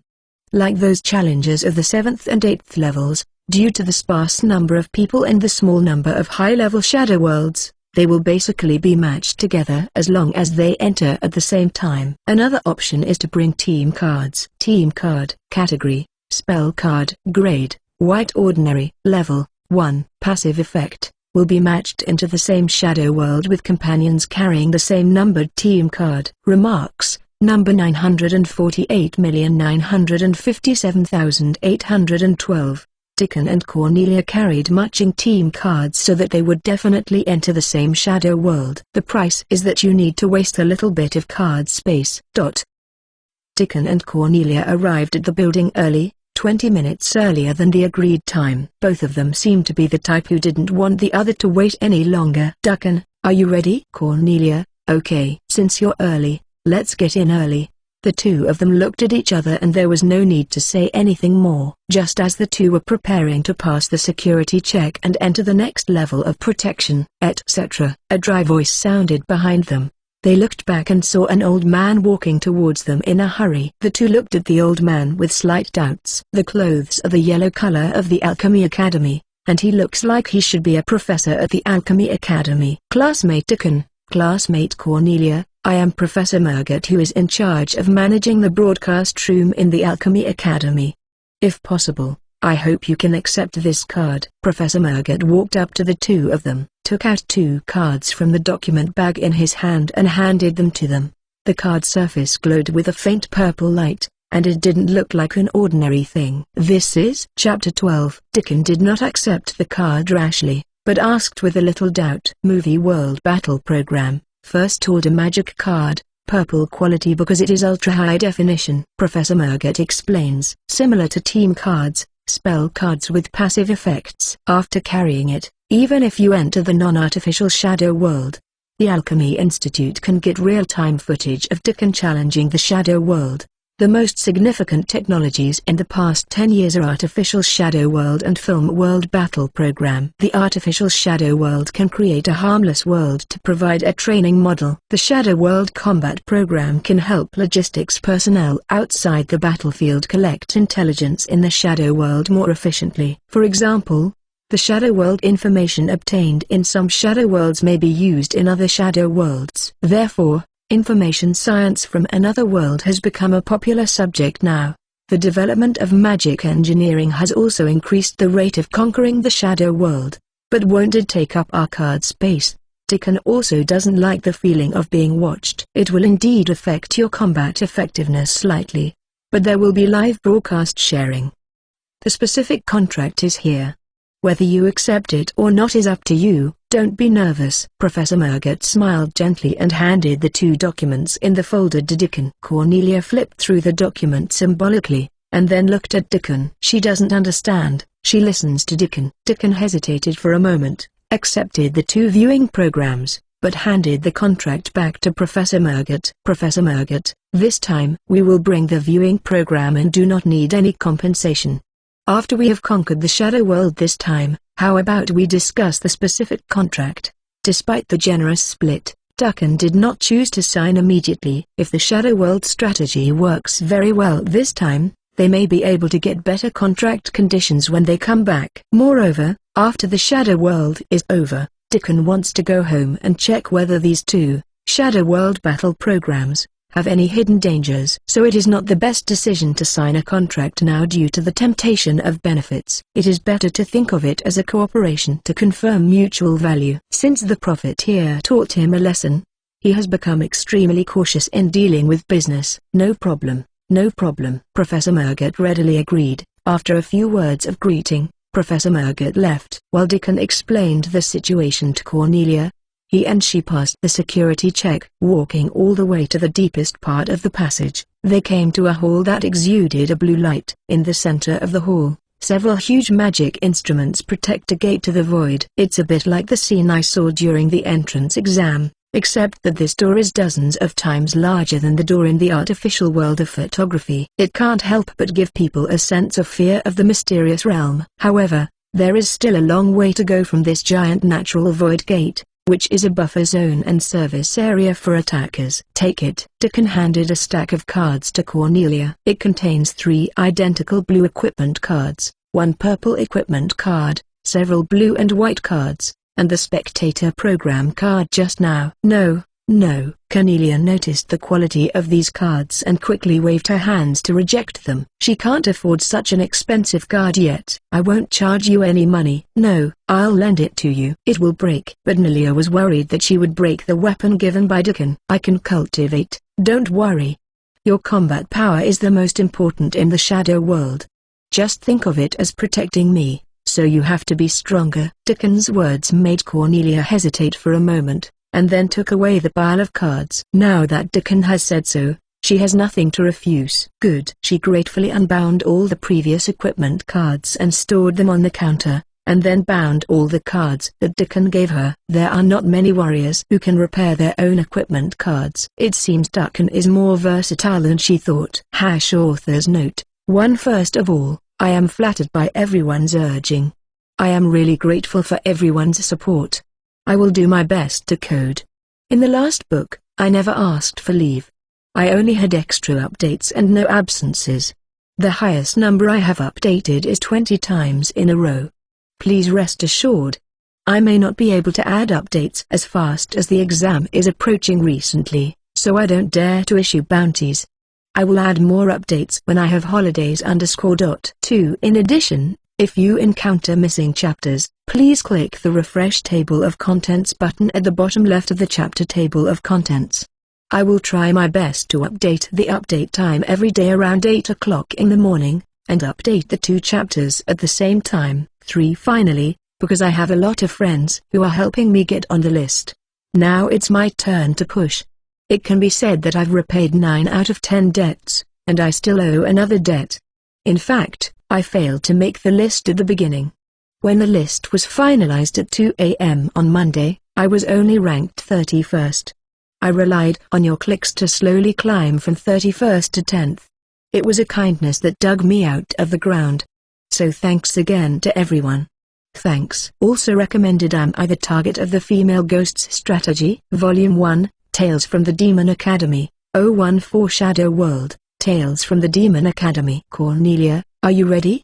Deacon stretched his muscles and walked towards the void gate with Cornelia. Stepping into the giant void gate is no different from the feeling of entering the world of artificial shadows before. Complete darkness, nothing could be seen. But he could feel Cornelia's presence beside him. In addition to his own heartbeat, he could also hear her breathing. Soon, the surroundings lit up slightly, and the scene filled Deacon's field of vision in an instant. Here it is. Deacon observed the scene. The location he is in seems to be a classroom. Why does he use the word seems? Because this classroom looks too weird. It was obviously a spacious classroom of about 200 square meters, but it seemed extremely dark and depressing. The only light source is a few lights hanging on the walls of the classroom. Deacon lowered his head and saw a piece of parchment with a devil's pattern and a set of black stationery on the desk in front of him. He raised his head slightly again and glanced around, and could observe a group of strange guys sitting in the entire classroom. They have all kinds of strange shapes, most of them have horns and black tails, and some have weird lines on their skin. And in the aisle between the desks, there were 2 guys who looked very bad walking around. Although they were wearing clothes similar to suits, they exuded a strong smell of blood and a swamp-like evil aura. Those blood-red eyes could not hide their greedy and bloodthirsty light, as if everything they saw was their prey. This is a nightmare scenario. But Deacon has to say that this classroom is quite stylish. If it were a campus festival, the horror cafe would probably be a hit. Unfortunately, this film world is obviously not such a light and happy theme. Soon, the introduction information of Shadow World appeared in front of him. This is a prompt that only Shadow World challengers can see. Shadow World, Tales of Demon Academy. Level 4. The number of challengers is 6. In this bizarre demon academy, murderous intentions are hidden everywhere. The civilization of demons is actually a game of killing. In order to study demons, several human adventurers used the lost magic potion to disguise themselves as demons and sneaked into the Demon Academy. They found that there were humans who were cruelly tortured by demons in the Demon Academy. Please rescue them or give them relief. Task Goal 1, the college exploration degree exceeds 50%, and the current progress is 1%. Mission Objective 2, rescue at least 3 humans. Current progress is 0.3. Mission Objective 3, No more than 3 pretenders have been discovered as human beings, and the current disguise is in good condition. 11 hours and 59 minutes remaining. The starting point for all challengers is the examination scene. The examination time is 2 hours and 30 minutes. Subject: demon comprehensive. Cheating in any form is strictly prohibited in the exam. Once discovered, the invigilator will immediately deprive the person of his life. Once the exam is over and the score is less than 60 points, it will be judged as unqualified, and the invigilator will immediately take away his life. Can submit papers in advance. Exam remaining time is 2 hours and 29 minutes. With thought, this message box can be shown or hidden. Hey, are you really going to Demon Academy? You thought you were on vacation, but in fact you just studied in a different place. Deacon complained in his mind. He did not comment on the background of the story or the content of the mission. What the hell is level 4? He is a second-level person, but Nilia is a third-level person. Anyway, they shouldn't enter the 4th-level shadow world, right? This is a bit troublesome. I thought I was going to Pink Chewy Movie World for a vacation, but I didn't expect it to be a bit exciting. It is said that the Demon Academy has a good academic style, and if you fail the exam, you will be sentenced to death. Let me see who dares not to study hard. And I'm now in the form of a demon? Deacon lowered his head and looked at himself. In addition to wearing the Demon Academy uniform, his nails had turned into black jade and shone like black jade. Then he touched his head and back. There were 2 horns and a thin and long tail. It's hard to guess what kind of devil he is disguised as. I really want to find a mirror and see what I look like now. Deacon looked around slightly and found that 2 or 3 candidates were obviously looking around. I'm afraid these people are the other challengers. And there are also people who should be observing cautiously like me. Anyone caught whispering to each other again will be directly regarded as cheating. Chapter 13. A hoarse voice sounded from the mouth of the examiner who was circulating in the classroom, and the desire to kill seemed like a beast that had been imprisoned for a long time and was about to break out of the cage. This frightened several candidates to the point where they lowered their heads to read the papers. Well, can't obviously look around, Deacon thought. But it seems that moving your eyes slightly can still be done. Just now, he found out some good news. But Nilia was sitting on his left, with only an empty seat separating them. Just now, he and Cornelia met their eyes. But Nilia's appearance didn't seem to have changed much, except that she had a pair of small dragon horns on her head, and her pupils turned into golden beast pupils.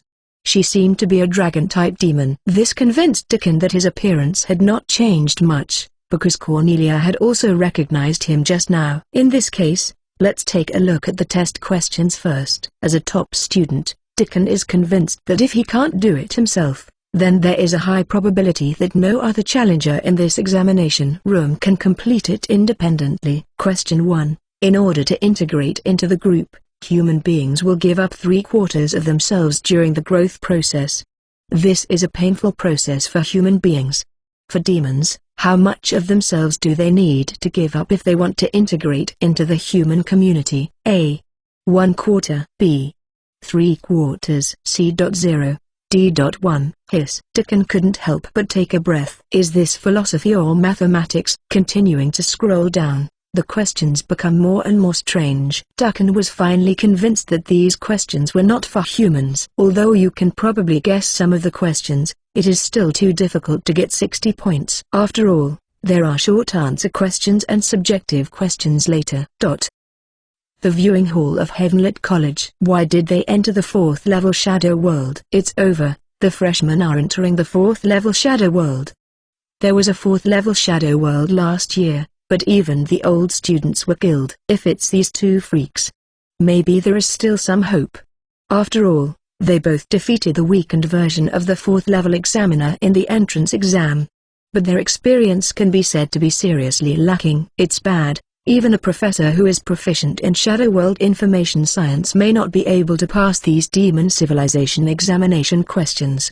We have not collected much information about highly civilized demon groups from other Shadow Worlds before. Pray for them. Professor Arnold was sitting peacefully in his office. He had just received an emergency meeting summons from the House of Knights and had already rushed to the conference room. Dean, What do you think of their situation? Arnold asked anxiously. The principal looked at the scene broadcast from the Alchemy Institute and shook his head. It's hard to say. I can't predict the actual performance of these two people. Fortunately, they brought a spectator program. I will find out the specific situation. There are two possibilities for matching a shadow world higher than one's own. The first is when you are matched with a lot of powerful teammates or simply have very bad luck. The second type is when high-level teammates deliberately team up with low-level players to challenge low-level copies. The gap is 3 levels or above. Using team cards is an expressly prohibited behavior because it may seriously affect the survival rate of other raiders. The specific situation that occurred requires follow-up investigation. Author's note, also recommended. I just wanted to become an immortal and was forced to have a harem. Volume 1. The Tales of Demon Academy. 015. Deacon is no longer acting. The atmosphere in the Devil's classroom was extremely depressing. It's almost like the high school exam room in Deacon's previous life. Deacon did not rush to complete the test paper, but secretly observed that among the suspected challenges, some became anxious, while others were not in any hurry. Since Deacon can't even do it, it means that the way to pass this exam must not be to test academic ability. Otherwise it is unreasonable and would be a dead end for most people. Then the way to pass the level is obvious. The challenger has to copy the answers of the devil candidates. After all, these questions are not for humans, but for demon students. The invigilators have a relatively fixed pattern of action. The first examiner will turn around every 50 seconds and then stay on the podium for 10 seconds. The second examiner will make a circle approximately every 40 seconds and then stay behind the classroom for 5 seconds. The error is 1 to 2 seconds. Where Deacon is sitting, there will be a blind spot that cannot be seen by the two examiners every 3 minutes or so, for about 2 or 3 seconds. At this time, you can complete the exchange of information in a small and large way or try to peek at the test papers of the demon candidates. But it is quite torture to pass the level according to this rule. You may not be able to copy it completely, and the demon students will not copy it for you so obediently. You may also need to cooperate with other challengers. Duncan glanced at his good teammate. Cornelia, who was sitting on his left, had begun to tremble with her little hands, as if she was going to break the pen in her hand. You could feel her despair on the verge of collapse through the air. She didn't analyze the game mechanics at all, because she couldn't even find out how difficult the questions were. She thought everyone could do the questions but she couldn't. Cornelia took a deep breath and gently placed the pen on the table. Seems to have given up. Then he clenched his fists. Look at her look. It seems like planning to kill directly. This made Deacon's expression change. If Cornelia chooses to blow up the situation, let's not say whether she can beat the two examiners. Even if they can escape from the examination room, they may be hunted by endless demons in the academy. But she still glanced at Deacon before taking action. Maybe it's become a habit. Whenever she encounters a learning problem, she will look to Deacon. This was a budding tacit understanding cultivated during their short time together. Deacon breathed a sigh of relief. Fortunately, Cornelia didn't act recklessly. He gave Cornelia a look to reassure her. Cornelia understood and nodded slightly, seeming to feel relieved. Deacon couldn't help but feel grateful that the two of them had magical communication talents, and sometimes they didn't need too many words to complete the transmission of information. It seems that Cornelia has no hope. Not only did he have to pass the exam successfully, he also had to bring Cornelia to pass.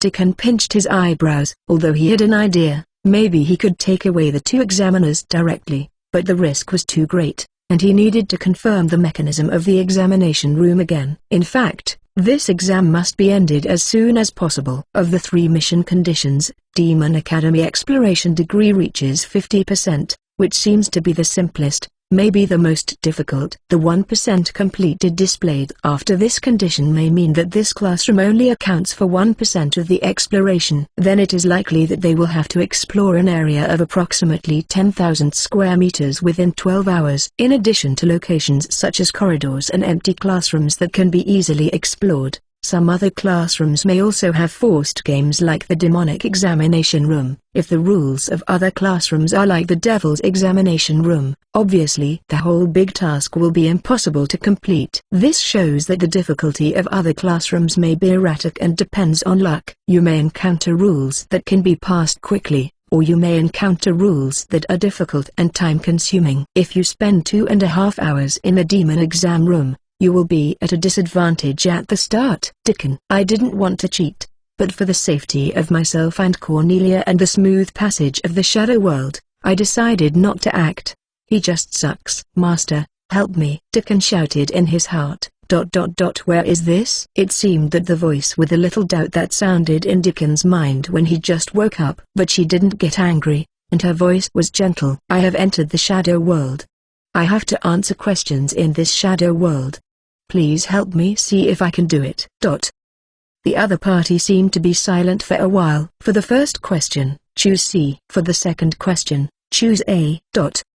Question 16, write in order: slave, container, attraction, inferiority, abuse, suffering, desolation, melting of mind, thinking information. The way Dickon was busy writing and writing by himself obviously aroused the surprise of other challengers. This guy seems to be copying answers.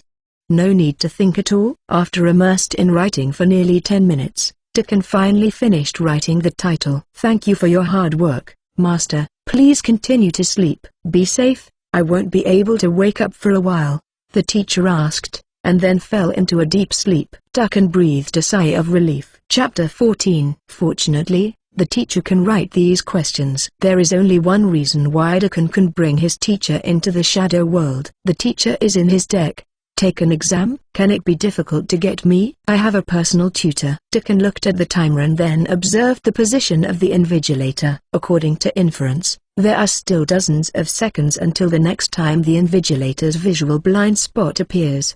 He waited quietly, and gave Cornelia a small look, asking Cornelia to wait and cooperate with him. Wait until the invigilator is about to appear in a blind spot. 3, 2, 1. Now, with lightning speed, Dickon quickly spread his papers on Cornelia's desk, and then pulled her papers over. At the same time, he told Cornelia with lip language, "Hand in, wait." "You can hand in your papers and wait for me outside." Next, Dickon took the empty test paper he took from Cornelia and started writing furiously again. Cornelia looked at the already filled exam paper with surprise on her face. Is there such a good thing? She had never experienced such a strong sense of security in the examination room.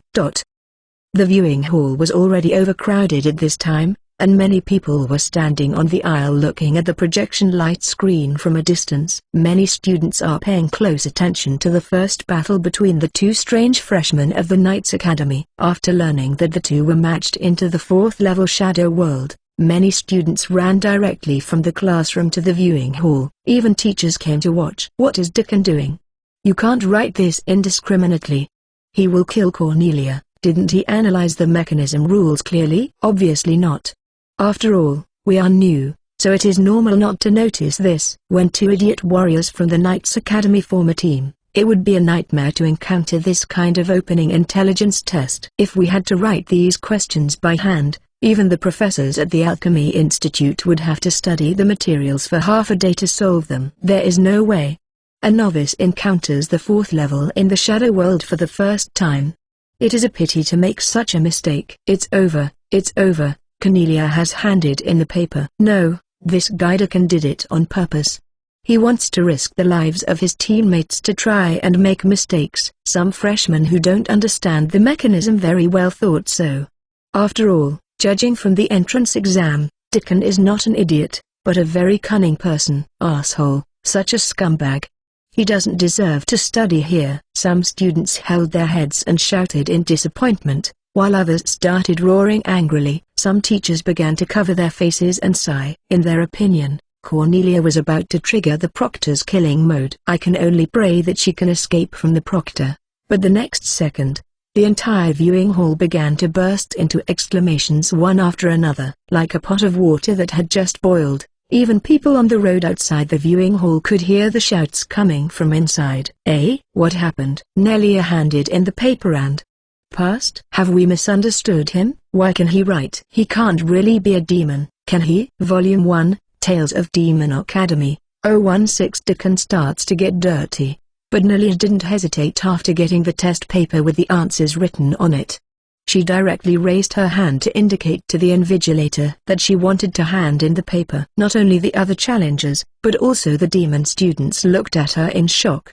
The exam has only started for more than 10 minutes, and you have to hand in your paper? However, Cornelia not only didn't panic, she even felt a little happy. Never had such an experience. There will be a day when she can hand in her paper in advance. Both invigilators noticed Cornelia's signal immediately and wanted to walk towards her almost at the same time. The one facing more fiercely was closer to Cornelia. The other person could only smack his tongue when he saw this and gave up coming to collect the paper. The invigilator walked to Cornelia's desk, jerked away her test paper, and reviewed the test paper with a grin. In his opinion, the little devil can be killed immediately. There is no student in this school who can complete this set of test papers in more than 10 minutes. Why are you not seeking death if you hand in your paper so early? Certainly, the cutscene still has to go. After all, it is necessary to determine that the candidate's test paper does not have a score of 60 points before she can be legitimately killed. Otherwise, it will violate the rules and trigger the principal's murderous intention. The principal was also eyeing the invigilator. However, the invigilator who looked at the exam paper gradually frowned, seeming to have doubts about life. Multiple choice question ... Yes, yes, yes. Did she really get every question right? Hiss. The answers to the questions ... are pretty much the same. Is there really a god of learning in this world? Not only did she pass, she also scored 90 points. What a ghost. TSK. You can go. The invigilator put away the test paper and did not hide the irritation on his face. But the rules cannot be violated. He needs to give a reward to the student who turns in the paper first and gets a high score. He took out a red ticket with a devil's silhouette pattern from his pocket and threw it on Cornelia's table. Without explaining what the ticket was for, the proctor walked away. His inspection tours resumed again. He was obviously too angry to speak. The cooked duck flew away, which made him particularly depressed. But Cornelia picked up the ticket and left the examination room happily, the little dragon's tail wagging unconsciously along the way. Then follow Deacon's instructions and wait for him outside the examination room. Peace of mind. Having a teammate who can learn well is really reassuring for her. Although Deacon had been writing furiously, he noticed the attitude of the two examiners when they were collecting the papers. They all initially believed that candidates were seeking death by handing in their papers so early, and they are all eager to slaughter candidates. I want to rush over to collect the papers and then kill the candidates with my own hands. A smile twitched at the corner of Deacon's lips. Sure enough, his guess was correct. But Nelia's submission process helped him verify all his guesses. It seems like these two demons could have a good time squaring off. But Nelia is already safe, and his test papers have been written. Now he has nothing to worry about. He decided to call the two examiners the lion and the goat for now. One of them has a scary face, while the other one looks gentler and has goat horns. It is known that a lion moves 1.25 times faster than a goat. When the two invigilators see the examinee actively handing in papers, they can interrupt their fixed inspection route and judge whether they should walk towards the examinee to collect the papers. And the walking speed will not change. So, if the distance between the lion and yourself happens to be 1.25 times the distance between the goat and yourself, raise your hand to hand in the paper. Can they arrive at the same time? Wow, it's worth a try. Duncan placed the test paper face down on the desk to prevent the examiner from seeing his accuracy at a glance later. After waiting for a short while and keeping a close eye on the distance between the two examiners, Duncan raised his hand to hand in the paper. Unsurprisingly, neither of the two invigilators gave up this time. They came towards him from two directions. Just as Duncan expected, two invigilators arrived at the same time. Both the lion and the goat reached out suddenly and grabbed Duncan's test paper. They glared at each other, seemingly trying to control their emotions. However, neither of them had the slightest intention of letting go and reached a deadlock. Who are you giving it to? Both invigilators looked at Duncan and asked in unison. In their hearts, they were somewhat doubtful as to whether this boy might also be a god of learning. Then it would be a bit uneconomical to argue over this kid's test papers. Chapter 15. Originally, they had imagined that the examinee's expression would be as confident as the girl who handed in the paper 10 minutes ago. However, They saw faint tears hanging from the corners of Dickon's eyes. His eyes were 3 parts sad and 1 part calm. It is a feeling of looking down on life and death, of great enlightenment, and of the unity of heaven and man. It seems that this kid really can't write a single question and submits the paper just for relief. Dickon raised his head with a wry smile and looked at the 2 invigilators. To die at the hands of a powerful demon is my only wish now. His expression seemed to be saying, isn't that good? What a fat boy. This convinced both invigilators that this prey must not be let go easily. The lion and the goat quickly turned their eyes to each other and sneered. Just let it go. You should let it go. Is it possible that you think you are better than me? You want to try? The conversation between the 2 proctors was full of gunpowder. The lion even twisted its neck, making a loud banging sound that frightened the candidates around him. The entire classroom, which was not too bright, seemed to be shrouded in a dark cloud. This dark cloud seemed to be able to swallow up everything in front of it at any time. Dickon's expression remained unchanged. The hand behind his back secretly took out a spell card. Mental interference. Category: spell card. Grade: purple rare. Level: 2. Effectiveness: perform mental interference on the target, affecting its actions very briefly. It cannot affect targets whose mental attributes are too different, and the stronger the opponent's spirit, the greater the mana consumption. Note: sorry. Dickon decisively launched mental interference, instructing the lion to punch the goat in the face. Oh my god. Let's do it. Am I still afraid of you? The lion originally planned to explain, but the goat punched the lion in the face without hesitation, causing the lion to burst into anger. See if I can kill you. I have long disliked you. I will operate on you first today. The 2 demons seemed to have lost their minds and fought together, completely forgetting their responsibilities in general. The surrounding students who had no time to dodge were affected one by one. Some were knocked away, and some were killed on the spot. Many tables and chairs were broken into pieces, and bright red blood stained the originally dark walls. The battle between the 2 proctors was very cruel. It was not just a battle of pure strength and magic, but also a spiritual fight, trying to completely destroy and overwhelm the other party. They bit each other's bodies, even devouring each other's flesh. For a moment, the demon's blood flowed all over the floor, and bursts of shrill screams came from the examination room, filled with the strong smell of blood. Dickon had already started running away the moment he activated the mental interference spell card. Run. Dickon had already determined that the only challenger near him was Cornelia, and the examiner's battle would not affect other challengers in a short period of time. Although they didn't know what was going on, their survival instinct made the devil candidates and other challengers run towards the gate like crazy. The 2 invigilators were already crazy and did not care about the candidates who fled the examination room. In the viewing hall. If I read it correctly, Dickon has clearly written the test paper, but he deliberately wants to play tricks on those 2 demons. How dare he? A 2nd-level priest entered the 4th-level shadow world and acted like this? Good guy. The other challengers were also rescued by him. Author's note: also recommend people in the Alliance, Master of Time Management. Alliance Harem article. Volume 1, Tales from the Demon Academy, 017. Dickon starts looking for the next victim. Cornelia, follow me.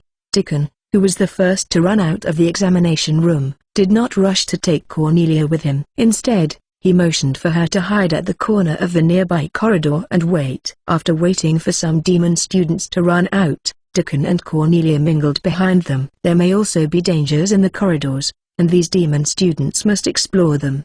Dickon and Cornelia followed the large army with their heads down. This corridor is like a maze. Whenever there is a fork in the road, students are divided into groups. At this time, Dickon will choose to follow the group with the largest number of people. If you have just arrived at a new school and don't know how to get to important facilities such as the cafeteria and library, just follow the direction with the most people. Of course, these demon students were obviously not there to die nor study. Judging from their appearance, they looked more like they were looking for a shelter. When they got to the corridor, they didn't even dare to run. They just walked quickly and lightly. This made Ducken even more certain that there was a danger in moving around the corridor at will, except Cornelia, because she was the only student who left the examination room through formal means. The function of that red devil ticket is probably to avoid danger in the corridor. Where are we going? Cornelia asked beside Ducken in a voice as loud as a mosquito. Her words became extremely fluent. But she also noticed that she couldn't speak loudly. Just follow me. Well, I just thanked you in the examination room. Shadow World has an automatic language unification mechanism, so even if you are matched with a challenger from a foreign country, and even if Shadow World has a special background story and world view, there will be no language barrier. Cornelia seemed very happy after discovering that she could communicate smoothly with Ducken. Communication in the movie world is so much freer than in the real world. It's a small matter. I'm better at the rules in the first classroom. It might be your turn to contribute later. Ducken thought for a moment and then asked, what do I look like now? You look almost the same as you originally. Well, it seems to have become a little better. Cornelia thought carefully before answering, then I probably know what kind it is. Ducken didn't want to say it, but it might be useful to tell you something. Don't we have to meet up with the other challengers? Cornelia asked. No, it's more efficient for 6 people to explore separately. The 2 of us can do it together. After all, the task requirement of this shadow world is not that 6 people join together to decrypt it, but a map exploration type that races against time. Ducken observed the exploration level displayed in Mission Objective 1. It's growing, but at a very slow pace. Explained that the degree of exploration does not entirely depend on the area. Maybe each location in the Demon Academy has different weights for the increase in exploration. Maybe the more dangerous the place, the higher the exploration. In addition, not completely trustworthy, not very needy, and don't want to deal with it. 3 good reasons for Ducken to not contact other challengers for the time being. Ducken didn't want to meet a dragster who would get in the way, nor did he want to meet a big brother giving orders to him. It is enough to have Cornelia, a super fighter who has a tacit understanding, by his side. Helping the other 4 people leave the examination room quickly was an act of kindness. Ignoring the situation of other challengers for the time being, Ducken noticed that there were fewer and fewer demonic students around him. Many demon students have already found classrooms along the road and hid in them. It's time to take action. Now even if a demon student suddenly disappears in front of him, he will not be noticed by other demons. Cornelia, go ask a demon to come and talk. Good. Cornelia suddenly quickened her pace and pressed the shoulder of a demon student in front of her. The demon student suddenly turned his head and looked at Cornelia with an angry face, preparing to attack. Caught death. However, he found that only his head could move, and his body could not turn around at all. Can't move. It's like a hill is weighing on my shoulders. This is not a slap on the shoulder, this is a grab. As long as she exerts a little more force, her shoulders will be crushed by her. When their eyes met, the demon student was so frightened that he couldn't speak. But Nelia's indifferent gaze as an absolute superior and the terrifying power exuding from her body made him fearful. And the guy behind her, isn't he the culprit who turned the examination room upside down? These 2 guys have been following me. It's really scary. Ducken walked up to the demon students and asked in a rather gentle voice, why are you running? Chapter 16. The demon student gritted his teeth when he heard the question, but he didn't dare to get angry. He thought to himself, if it weren't for this bastard like you, we could stay in the examination room and hang out without worrying about it in the corridor. But he could only answer honestly: it's not get out of class time yet. If you meet the director in the corridor, you will be killed. Ducken, continue to talk about, for example, when is the end of get out of class? Demonic student, there will be a 30-minute recess after every hour of class. Only during recess can you move freely in the corridors.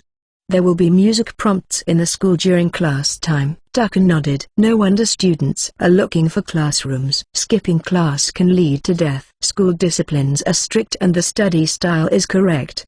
His opinion of the school has gone up again. However, it seems that the wave of demonic candidates who were originally good at answering exam questions were deceived by him. To the demons, that examination room was actually a gentle game. Originally, I could safely finish 2 classes plus 1 break in the examination room before coming out. As a result, the examination room was bombed by Ducken, and they were forced to participate in horror games in other classrooms. No wonder this demon student looks like he wants to kill me so much. Dukin thought. Alas, the merit is immeasurable. Buddha said, it is not virtuous to trap the devil. What kind of classroom is this in front of? Dukin asked, pointing forward. Now they were standing in a rather stylish corridor. Classical oil lamps illuminate the lifelike portraits of demons on the corridor, with a hint of elegance amidst the horror. As you move forward, you can see that the ground is covered with gorgeously patterned carpets going straight to the end. If my guess is correct, it will probably be an art classroom. Dukin should be better at games related to painting. Demon student, it's a cooking class. Dukin, is it necessary for the setting near the cooking classroom to be so stylish? Is this the so-called high-class devil? Forget it. This is it. There are not many demon students exploring the nearby area, and it will be dangerous to continue walking. Dukin walked straight towards the classroom at the end of the carpet. The demon student wanted to turn around and run away, staying away from the two broom stars, but found that Cornelia had no intention of letting go. Gradually, it changed into a grabbing posture to grab the demon student's arm and lead him forward. Classmate, meeting is fate. Come with us, Dukin said with a smile. This smile made the devil student's hair stand on end. You want to use me as cannon fodder. Volume 1, Tales of Demon Academy, 018. Cornelia is helpful. Dukin really needs a cannon fodder to try out the mechanics. So Dukin and Cornelia approached the classroom at the end of the corridor, hugging the demon student. It feels like escorting a condemned prisoner to the execution ground. They pushed open the relief door, which can be called a work of art. The gorgeous scene like a work of art suddenly caught their eyes. This classroom is more like a banquet hall than a cooking classroom or kitchen. The style is very similar to the corridor outside, and it looks like a dinner party. The bright lights are warm and soft, and the silver candlesticks and crystal chandeliers shine under the firelight. The reliefs on the walls are magnificent, and an imposing Baroque-style long table is placed in the center of the room. Welcome to the cooking classroom. I am your teacher, Baron Batchel, and I sincerely invite you to my dinner. A deep voice surrounded the classroom, and the door suddenly slammed shut. Dinner? Did the Demon Academy hold classes at night? Dukin followed the sound. In the deepest part of the classroom stood a male devil with a gloomy face, wearing a gorgeous black dress. He bowed gracefully to the three guests, then turned his wrist with the palm of his hand upward, pointed at the carved oak dining chairs beside the long table, and motioned for the three of them to take their seats. There seems to be no teacher airs at all. Although the teacher's words and demeanor were friendly, Dukin knew that it was all false, because the murderous intent in Baron Batcher's eyes was not hidden at all. The demon student captured by Cornelia had begun to tremble uncontrollably, instinctively fearing Baron Batchel. At Dukin's signal, Cornelia took the demon student to the left side of the dining table. Dukin then sat on the right side, directly opposite Cornelia. Seeing that the three students were already seated, Baron Batcher showed a satisfied smile. He turned around, walked to the back of the classroom, and slowly pushed out a small silver dining cart. There were 3 plates of food covered with silver plate covers on the dining cart. Today's course is food criticism. I have already prepared your meal. I hope you will be satisfied. Like a butler, Baron Batchel pushed the trolley to the edge of the long table and lifted one of the plates. But Baron Batcher's voice changed and became a little high-pitched, like a proud and neurotic artist. After enjoying your dinner, you need to answer me about the ingredients and seasonings used in the dinner. This is exactly the question for today's cooking class. A good chef can relate to a foodie. If you can answer more than 80% of the questions correctly, it proves that you are my distinguished guests and outstanding cooking class students. But if the answer is a complete mess, I will be very sad. I have to give you corresponding punishment. Having said this, Baron Batcher could no longer suppress the smile on his lips. The desire to kill is almost directly on his expression. Listening to him speak, Dukin just wanted to slap him twice. It's hard to see this picture. If it weren't for the fact that he couldn't defeat Baron Batcher for the time being, Dukin would have called Cornelia to kill him. So, which one of you three will start first? Baron Batcher asked with a sinister smile on his face as he glanced at the 3 students at the table. The huge classroom was silent. After coming out of the examination room, even Cornelia already understood that these devil's games were all murderous intentions. This is not a pleasant candlelight dinner. but a killing feast on the edge of a cliff. It was silent for a few seconds. Are there no active students? Then let me name them. Baron Bachel seemed a little impatient and said with a slight frown. But just as he finished speaking, the demon student beside Cornelia slowly raised his hand. This made Baron Bachel's expression become happy. But the demon student's eyes widened and he looked at Cornelia beside him in disbelief. His eyes were full of doubts about the devil. But Cornelia grabbed his elbow and forced him to lift his hand. Cold sweat broke out on his forehead and he looked at Baron Bachel.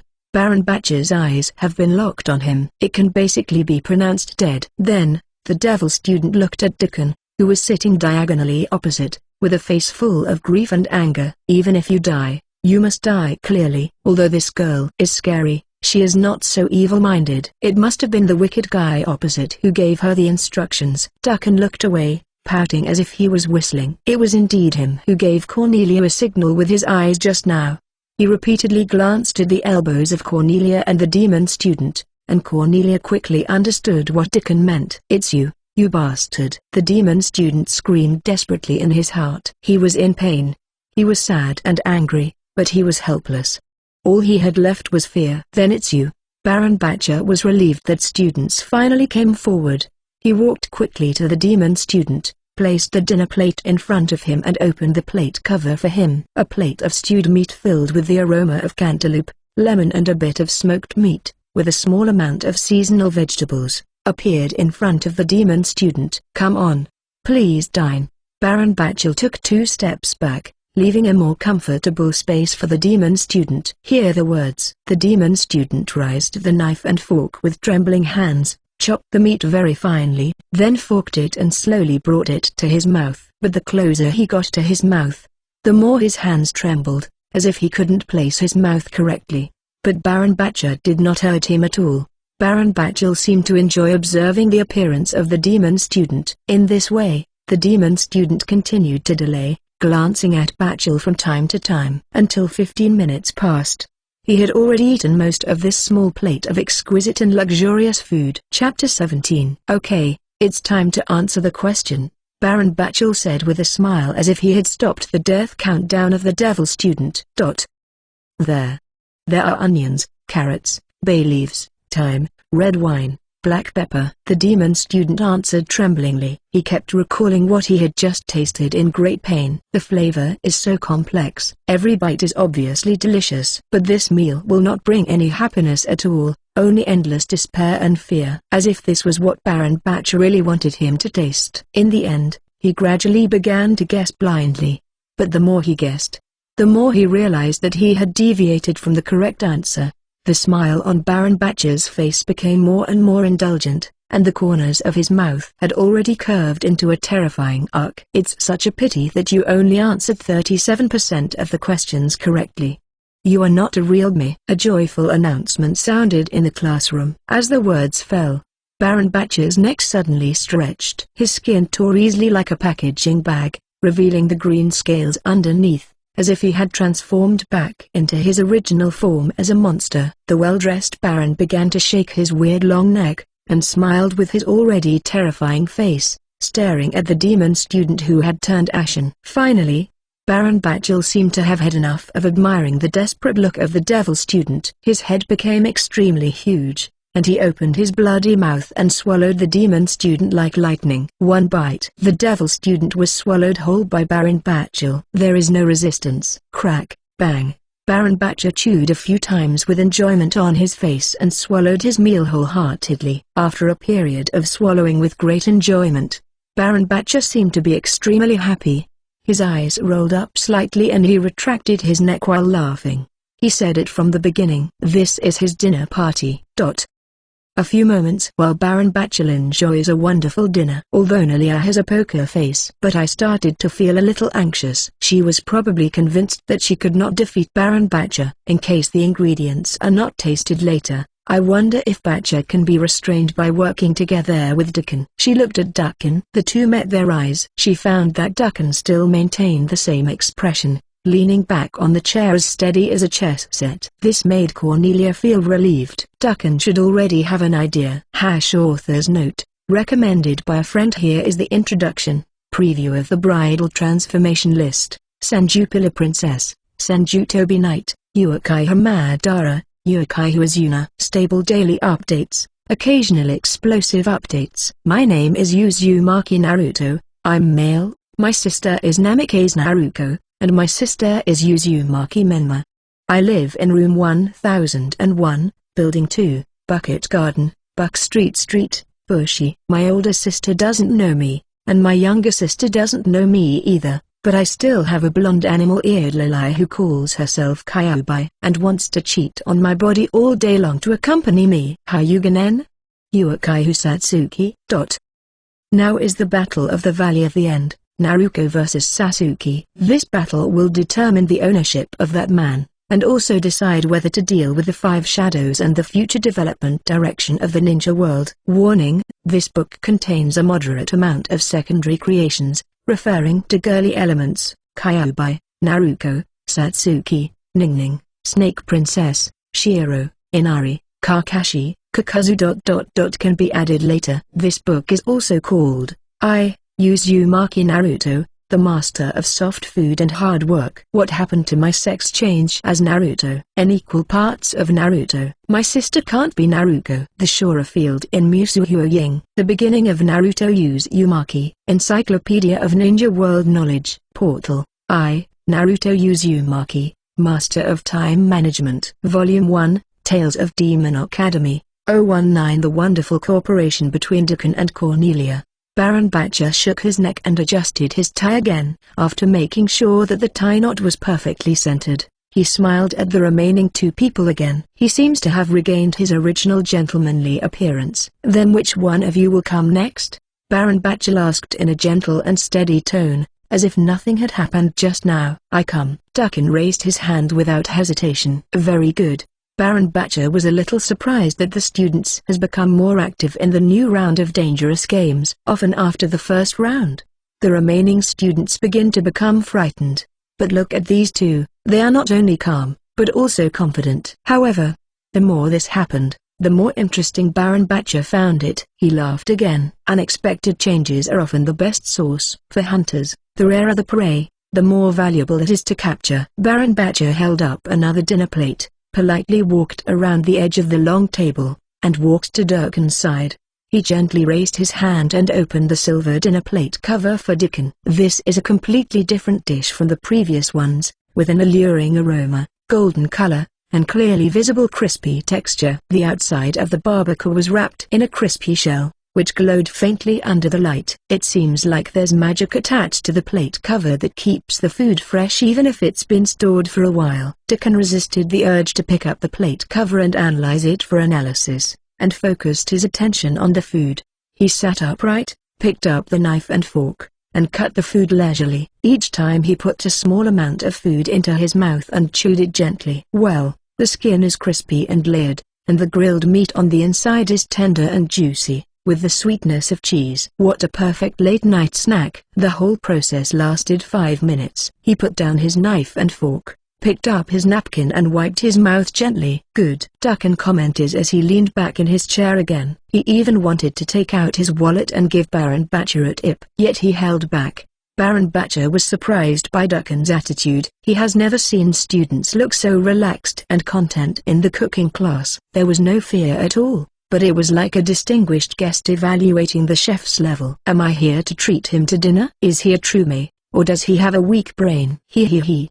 Baron Batcher couldn't help laughing. In addition to being surprised, he felt a little excited. It is an extremely novel prey. He was looking forward to seeing this calm student's face turn from calm to desperate, and then start to beg him for mercy. I really want to bite this calm face into pieces. So what's the answer? Baron Batcher asked, looking sideways at Dukin with a smile. My answer is, can, poison, eat, move. Dukin leaned back on the chair, crossed his legs and said, Is that your answer? Baron Batcher frowned, as if he suspected that he heard something wrong. That's right, Dukin replied expressionlessly. This made Baron Batcher fall into a daze for a moment. What does poison, eat, move mean? In any case, this has nothing to do with the correct answer. At this level, you are still so arrogant? Are you kidding me? You actually don't know how to do it at all, right? Death is imminent, but you decide to enjoy delicious food with all your heart? Baron Batcher looked at Dukan. Until now, this guy still looked calm. Chapter 18. He felt like he was being teased. Where is your panic, your despair? That's the best seasoning I deserve. You look like you've enjoyed your food and want to drink something more. Do you really think I'm a restaurant? He. This is my first time seeing a student like you. Baron Batcher was furious, but he laughed in anger. I have decided that I will chew you in my mouth. As punishment for not satisfying me, with Baron Batcher's somewhat annoyed voice. His neck stretched out again, and the entire neck turned back into its original monster shape. Only this time, he didn't want to admire the appearance of his prey at all. He opened his big mouth and bit straight at Dukan. At this moment, Cornelia suddenly burst out. A hammer appeared in her hand, stepped on the dining table, jumped forward, and hit Baron Batcher's stretched neck hard. Past. Boom. The loud sound, like the collision of iron tools, was particularly clear in the originally quiet classroom. Sparks flew everywhere where Cornelia's warhammer collided with Baron Batcher's scales, and the smell of smoke from a forge was faintly spread in the air. Baron Batcher's neck was bent at a weird angle by Cornelia, and his whole body flew backwards. But Nelia also suffered a huge rebound, and she stepped hard twice before stopping her body, but her eyes showed the excitement that had been suppressed for a long time. I can finally let go and fight. Only she could understand what Dukan just said. It means, Cornelia, he was poisoned by me. When he is about to eat me, you will make a sneak attack. At the same time, black fog filled the air. Dukan had retreated behind Cornelia and summoned the ruined poet. Baron Batcher tried to stand up with an annoyed expression. Just now, he was at his weakest defense and was attacked by Cornelia. In addition to the residual pain that was deeply imprinted on his neck, he also felt an increasingly strong and unexplained cramp in his stomach. However, he had not had a chance to think about anything, nor had he had time to organize a counterattack against Cornelia and Dukan. When black fog filled the classroom, the pain in Baron Batcher's body suddenly increased tenfold in an instant. He fell to his knees on the ground uncontrollably and spit out a mouthful of dirty blood. The carpet stained by blood instantly began to emit smoke as if it had been corroded. He coughed a few more times, as if he wanted to cough out all his internal organs, and spit out a few small, weird-shaped spikes. You, what on earth did you do? In shock and fury, Baron Batcher twisted his neck and roared heartbreakingly. This pain was unlike anything he could describe with experience or words. It was a kind of continuous torture that went beyond the extreme. He lay on the ground and twisted his body crazily, as if something was trying to tear him apart from the inside out. Be honest. Cornelia jumped down from the long table, stepped on Baron Batcher's back, and pressed her hammer against his head. It seemed to calm down him a little. With a chuckle, Dukan dragged out a chair from the long table. He put a chair in front of Baron Batcher, sat on the chair, crossed his fingers with his hands and dragged his chin. You are not qualified to ask questions.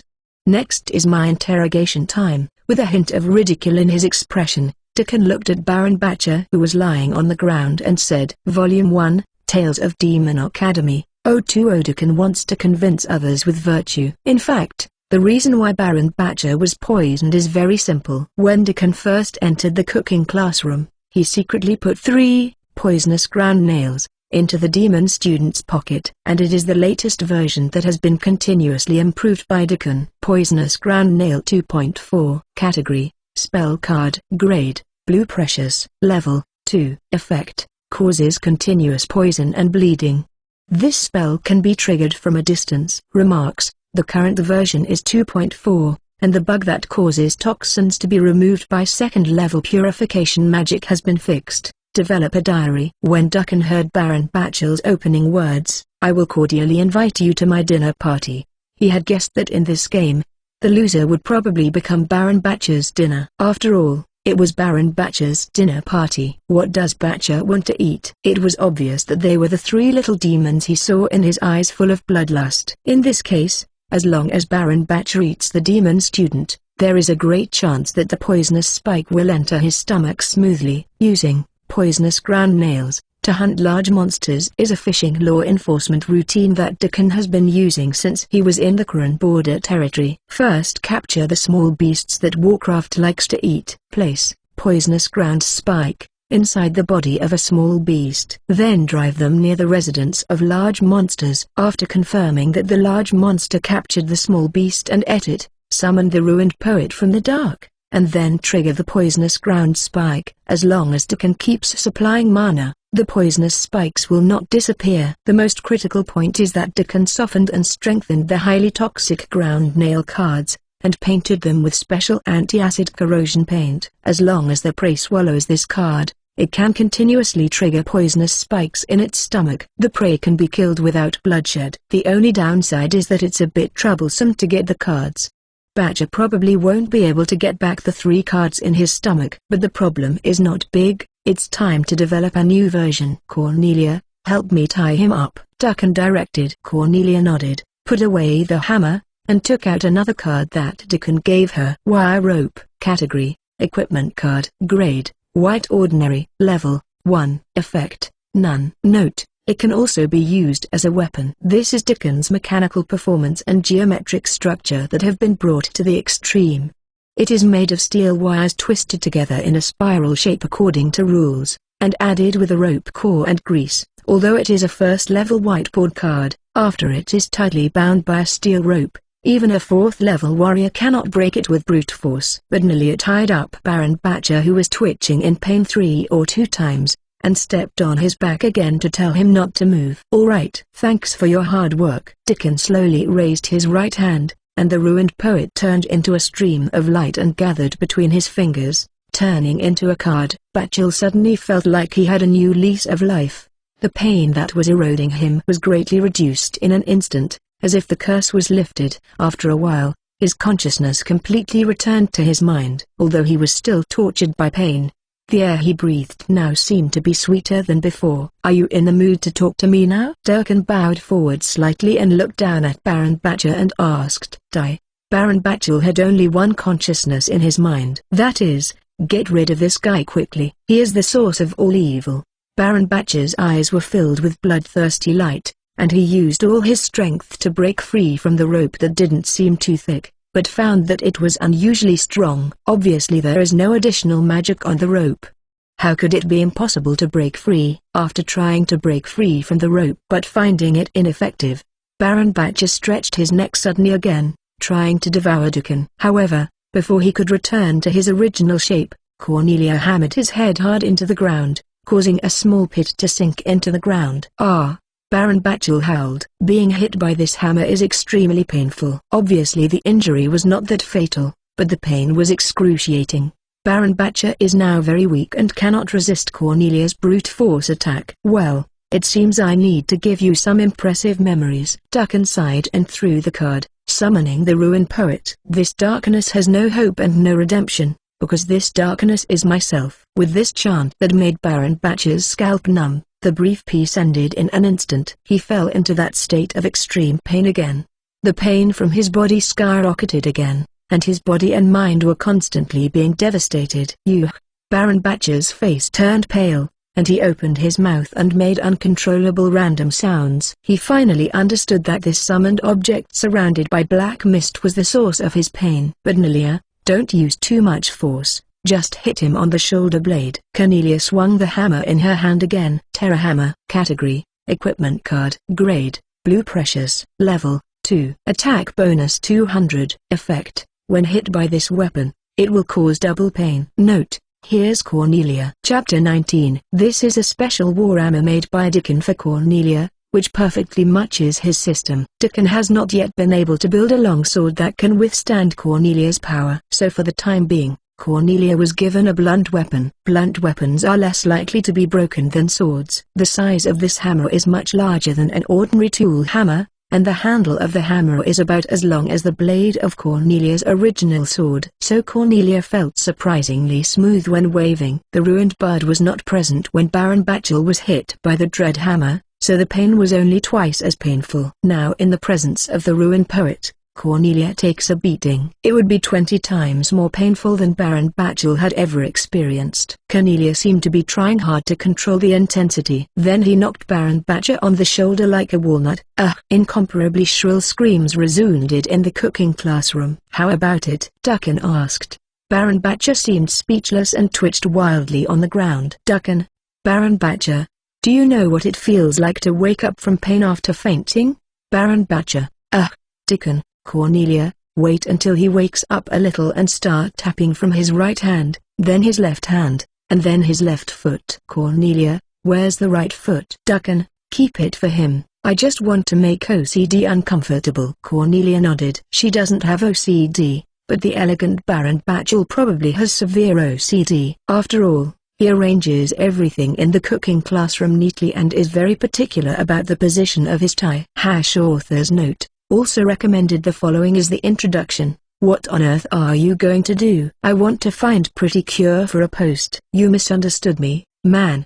What I'm talking about is that you appear as a mysterious third party, acting as a good guy and a bad guy at the same time. Why are you constantly collecting darkness? Where are you going? Who are you fighting for? To get a few precure girls to be my wives. Portal, Kamen Rider is becoming the villain of Pretty Cure. Volume 1, Tales of Demon Academy. 021 Dickon is undergoing Dickon-style brainwashing. The two of them just waited for Baron Batcher to regain consciousness. The entire cooking classroom was eerily quiet at this time, except for Baron Batchel's gibbering from time to time. It seemed that about a minute passed before Baron Batcher's eyes finally regained some of their brightness. It looks like he's awake enough to start knocking again. Dickon ordered and Cornelia nodded. Just when Cornelia was about to swing the hammer, Baron Batcher used all his strength and shouted vaguely, "Put it on." So good. This was what Baron Batcher shouted with all his remaining strength. He wanted to express, "Let me go, we can discuss anything if necessary." No matter from which aspect, he could no longer bear the torture from the inside out. He could only pray that Ducken would understand him. Well, Ducken sighed deeply and withdrew the ruined poet. Wouldn't it be better if we could just talk calmly? Who wants to fight and kill? Baron Batchel. He didn't dare to comment on this sentence, but his heart was full of swear words. "You seem to want to kill me just now?" Ducken asked again. His voice was exceptionally calm. He held his cheek with one hand and looked at Baron Batcher with a rather sly expression. No, I didn't," Baron Batchel wailed. The more calm Ducken took it, the more frightened Baron Batcher became. Batcher has never seen a demon with such evil methods. After the experience just now, Batcher even felt that death was nothing more than that. "I don't like lying demons. I'll give you another 5 minutes of reciting shabby poetry as an ideological education." Dickon pursed his lips, seemed a little disappointed with Baron Batcher, waved the card in his hand and said, "Baron Batchel, so how should I answer? Say I want to kill you? And then get hit with a hammer?" Although his mind was full of confusion, he could only continue to beg for mercy. "No. I will never lie again." Hearing this, Dickon temporarily put away the cards in his hand. "Batchel, let's be honest with each other. As long as you tell the truth, I won't embarrass you, but I also hope that you can say something that satisfies me." He stared at Batcher, his pupils motionless, and his gaze seemed to penetrate Batchel's entire demon. Baron Batcher had previously been full of murderous intentions towards Ducken. However, not only did he fail to kill Dickon, he was also tortured by Dickon, and his hatred only became stronger. Even if Baron Batcher has fallen into a state of fear, the murderous intention in his heart cannot be eradicated. "I was wrong. I admit that I wanted to kill you just now. But I don't dare now. I don't dare to think about it anymore. I will never lie again." Baron Batcher's voice was shrill, even a hint of crying. No matter what, he didn't want to experience that kind of pain again. No matter how ridiculous the other party's request was. He knew very well that this was his situation. "Now I am just a reptile in the opponent's hands." Maybe even from the beginning. I never had a chance to contend with him or even escape. Before he realized it, everything had already fallen into the other party's control. "Batchel, since you admitted that you wanted to kill me, it's not too much for me to kill you, right?" No, not too much," Batcher shouted as if reporting to his superiors. Dickon nodded slightly and his eyes became gentler. "If you had met other demons, I'm afraid you would be dead by now. Fortunately, you met me. I have always been soft-hearted and have always believed that everyone has a beautiful heart, so I hope to give you a chance to change your ways." Dickon's tone gradually became calmer and he said, This made Baron Batcher stunned. But Nalia put a hammer to Baron Batchel's head. It means, why don't you thank Brother Dickon quickly? Thank you, thank you. No matter what, I will not kill you. I promise and swear to you. Please don't worry. Dickon squinted his eyes and smiled warmly. It was as if the glacier that separated him and Baron Batcher melted in an instant. Like an angel, he stretched out his hand to Baron Batcher from a distance, as if he wanted to offer him salvation. Batcher felt like his brain was completely shut down. Which drama is this being played in? Is this superior demon really so kind? Impossible. Absolutely impossible. Is it the legendary devil that is difficult to kill? A demon that can completely control the desire to kill is far more terrifying than a demon that is obsessed with killing instinct. This is a quality that only the highest level demons can master. Baron Batchel felt even more intimidated. But it seemed that he was saved.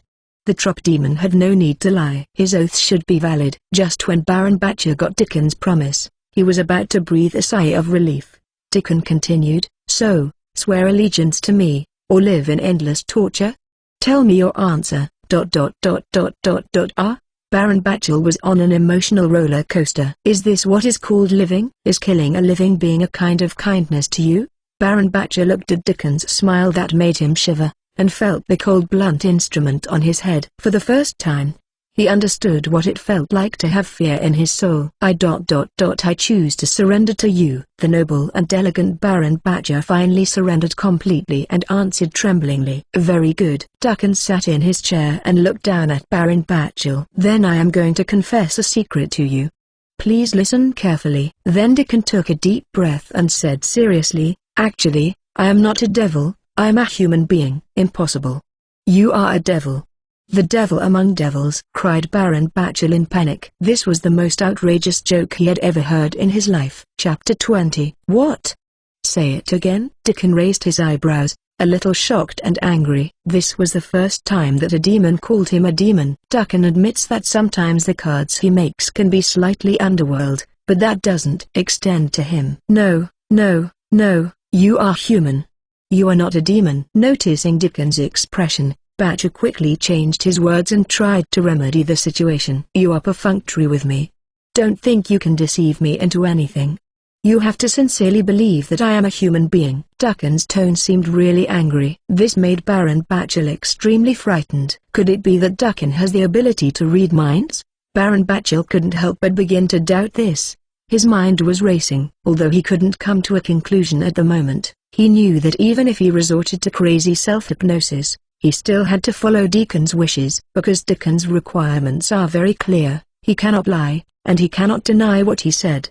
Baron Batcher began to deceive himself crazily, and finally shouted to Dickon firmly, yes, you are human. Mission Objective 3, no more than 3 pretenders have been identified as human beings, and the current disguise is in good condition. 5-6. Dickon looked at the changes in the prompt interface and nodded with satisfaction. Although he can't read minds, he can judge whether Baron Batcher really recognizes him as a human based on the taskbar. Since the devil's heart can be controlled, then next, Dickon couldn't help but laugh. Author's note, recommend a book. People in the Alliance, Strategy for Leona. 8K updates per day, stable updates, read with confidence, new books set sail, the same formula, more wonderful taste. League of Legends Peach Novel. Volume 1, Tales from Demon Academy. 022. Dickon begins military training for demons. Yes, Baron Batcher, you are finally honest for once. Dickon clapped his hands and praised. This once again confirmed to Baron Batchel that Dickon could read minds. Any lies are meaningless in front of him. He can discern his true feelings. Okay, then your attack just now scared me and caused irreversible damage to my fragile mind. So you caused cruel torture to me. Do you admit it? Dickon continued to ask. Baron Batcher did not hesitate too much, and once again deceived his heart wildly. He replied, I admit it. He guessed that Dickon was testing his loyalty and wanted to use polygraph magic to adjust and educate him. No matter how ridiculous what Dickon said, he had to go along with it. Dickon asked again, Nalia tried to rescue me next. You were kind-hearted and decided to let me go, so she successfully rescued me. Do you agree? Baron Batchel, approval, approval. Mission Objective 2, rescue at least 3 humans, Current progress is 1/3. The smile on Deacon's face grew brighter. Finally, you suddenly don't remember that I am a human being, right? Baron Bachel, yes, yes. Mission Objective 3, no more than 3 pretenders have been discovered as human beings, and the current disguise is in good condition 6-6. The mission interface changed as expected by Deacon. Very well. Baron Bachel, you are an honest devil now, and it seems you have finally opened up to me. Deacon's expression was very satisfied, and he did not hesitate to give Baron Bachel's words of approval. Baron Bachelor trembled, not knowing how to respond to Deacon's words. To be fair, even now his fear of Deacon overrode all other emotions. The words "open your heart" are still too much, but he didn't dare to refute, so he could only keep hypnotizing himself. I opened my heart, I opened my heart. After confirming that he even had some admiration for Deacon, Baron Bachelor finally dared to answer, yes, I have opened my heart to you. Children can be taught. Deacon clapped his legs and stamped his feet, and stood up from the chair. Finally succeeded. He felt very happy and continued to instruct Baron Bachelor, okay, then I will work hard for you. Do you still completely remember the content of our conversation just now and your mental journey? Baron Bachelor was stunned. Deacon frowned slightly. Don't you remember? Do you need me to help you recall it again? Baron Bachelor's whole body trembled instinctively. Remember, I remember. Okay. Baron Bachelor, repeat your mental journey just now 100 times and shouted loudly. Deacon's expression changed and he ordered seriously. Baron Bachelor, yes. So Baron Bachelor began shouting to Deacon, you are human. I tortured you. You were rescued. I forgot you were human. I opened my heart to you. Mission Objective 3, no more than 3 pretenders have been identified as human beings, and the current disguise is in good condition 5-6. Mission Objective 2, rescue at least 3 humans, current progress is 2/3. Mission Objective 3, no more than 3 pretenders have been discovered as human beings, and the current disguise is in good condition 6-6. At the same time, the challenger who was attacking other classrooms elsewhere noticed strange changes in the taskbar. Among them are veterans who have conquered multiple shadow worlds. According to their experience, Mission Goal 1, Increasing Exploration, is a regular mission with a large amount of tasks but relatively scattered difficulties. Mission Goal 2, Rescuing 3 Humans, should be a difficult mission that can only be completed by clearing the elite room or the boss room. There was no trace of humans in the classroom they had entered so far. There is a high probability that the humans to be rescued can only be found in more difficult elite rooms or boss rooms. During the exploration process, they also need to gradually collect clues to find clues to the boss room and the boss's weaknesses. But how come this task has already been completed? They even found that the indicators of Mission Goal 2 began to grow at a constant rate. Finally, it stopped after reaching the extremely weird, Mission Objective 2, rescue at least 3 humans, current progress is 101/3. As for the restricted mission, Mission Objective 3 is to repeatedly jump between 5-6 of the current camouflage is intact and 6-6 of the current camouflage is intact. This shadow world ... Is there something wrong? Is it broken? While they were delighted and surprised, they also felt uneasy. Never seen or heard of such a situation. Hope nothing terrible happens next. Outside the stadium, the viewing hall of Heavenlit College had completely exploded. Both students and teachers were talking crazily about Deacon's outrageous operation. Many people's mouths twitched when they saw it. They had just recovered from their dazed state. Is this the 4th level shadow world for you to play like this? I have never heard of anyone who can do whatever they want in the shadow world by jumping through levels. Even if a high-level veteran attacker enters the 4th level shadow world, he will not be able to get 101/3 data on difficult tasks just over an hour after the start. Is there something wrong with Deacon, or is there something wrong with this demon academy? Some students couldn't help but wonder. Is there a possibility that Deacon simply found the school that was the best fit for him? Knight's House conference room. It was eerily silent now. A group of professors watched the battle between Deacon and Cornelia, and their worries at the beginning gradually turned into relief, and then their expressions gradually became weirder. Is this year's freshman? What scene have they not seen before? Human brainwashing demons? They really have never seen it. They even began to doubt Deacon. No, including Cornelia. Could these two guys be devils to begin with? Are we worried that they are a little redundant? Professor Arnold pressed his temples, looked at the dean and said, he thought he would no longer be surprised by Duncan's behavior, no matter how outrageous. But now it seems that the lower limit of human beings cannot be regarded as the lower limit of Duncan. If he encounters a challenger confrontation type shadow world in the future, he can't imagine what Duncan will do. The dean also fell silent. In the dean's judgment, Duncan during the entrance exam was not so terrible. But since Duncan met Cornelia, everything has changed. Two people who least should and should never meet in the world. The popular boy meets girl storyline in many storylines is often a story about two people healing and redeeming each other. And the encounter between Duncan and Cornelia. They block the way for each other to treat each other as human beings, and join hands to move towards the endless abyss. Author's note. One Sunday's update will be later, but there will be additional updates too. Although I am embarrassed to ask for your votes, I am indeed addicted to your votes and cannot extricate myself. What a terrible feeling. Ascension. Chapter 21. 3 Return to Friends. Recommendation. The Card Guy writes lively articles. Dueling is all about laughing and playing. Volume 1, Tales of Demon Academy. 6 chapters updated tonight. Sorry my friends. Today's update time will be later. There will be 6 chapters updated after 2400 hours tonight. Explain the reason for doing this, because today is Crazy Sunday. Slap, hold down the sick author, cross it out.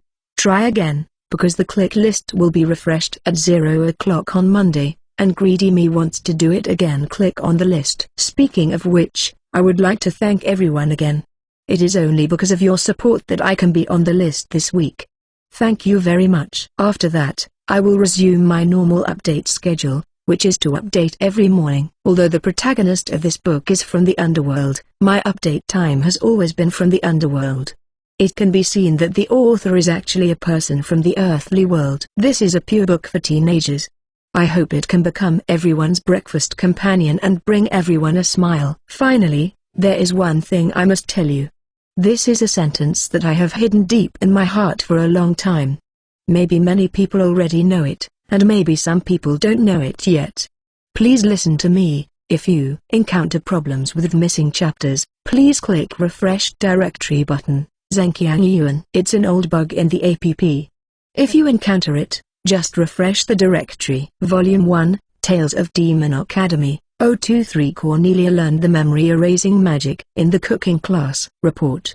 I've shouted it 100 times, cried Baron Bachel spiritedly. Very well, then tell me what you know about this school. Duncan stood by the window and looked at the scenery outside the window and said. Duncan had been wandering around the cooking classroom just now. Looking around, he discovered that there was an abyss beyond the window that he could not see the bottom of.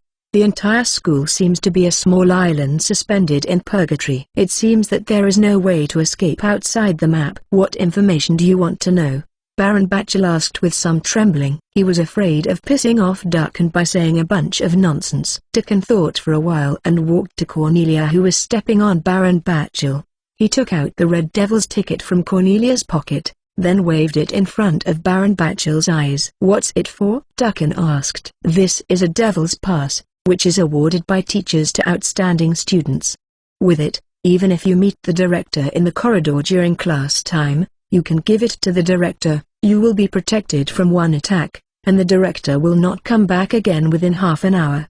Attack you, replied Baron Bachel.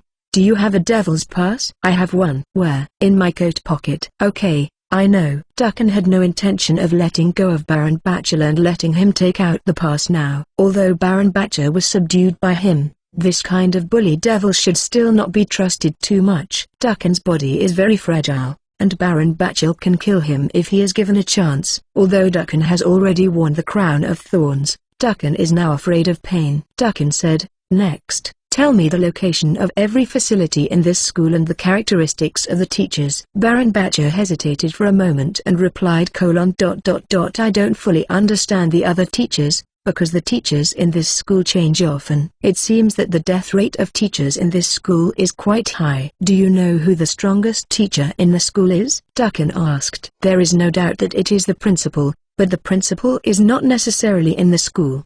He will only appear in the school at certain random times, so there may be situations where teachers are forced to take risks and do not follow the rules. And the principal only hunts teachers who break the rules, replied Baron Batcher. Ducken nodded. This shows that rules can be used to counter teachers, but it will be difficult to use rules to force teachers to death. If they face death anyway, they will definitely choose to fight to the death. But Ducken also felt a little strange. If the principal hunts teachers and doesn't threaten students, then he shouldn't be a boss. If the principal is not the boss, are there other dangerous teachers?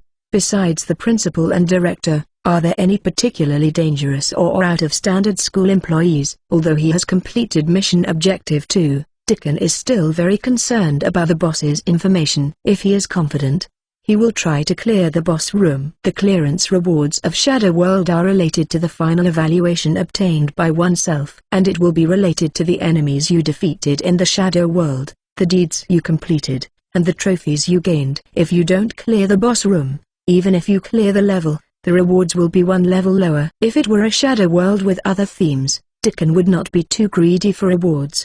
But this is a demon-themed Shadow World. If he plays SSS and clears the boss room, there is a high probability that he can get extremely precious demonic materials or props. It is likely to be useful in repairing, Master Craftsman. Only for the sake of Master and Craftsman could Ducken have the chance to fight. Of course, the Master Craftsman would definitely not want Ducken to risk his life. If it is very dangerous, Ducken will still give up the boss room rationally.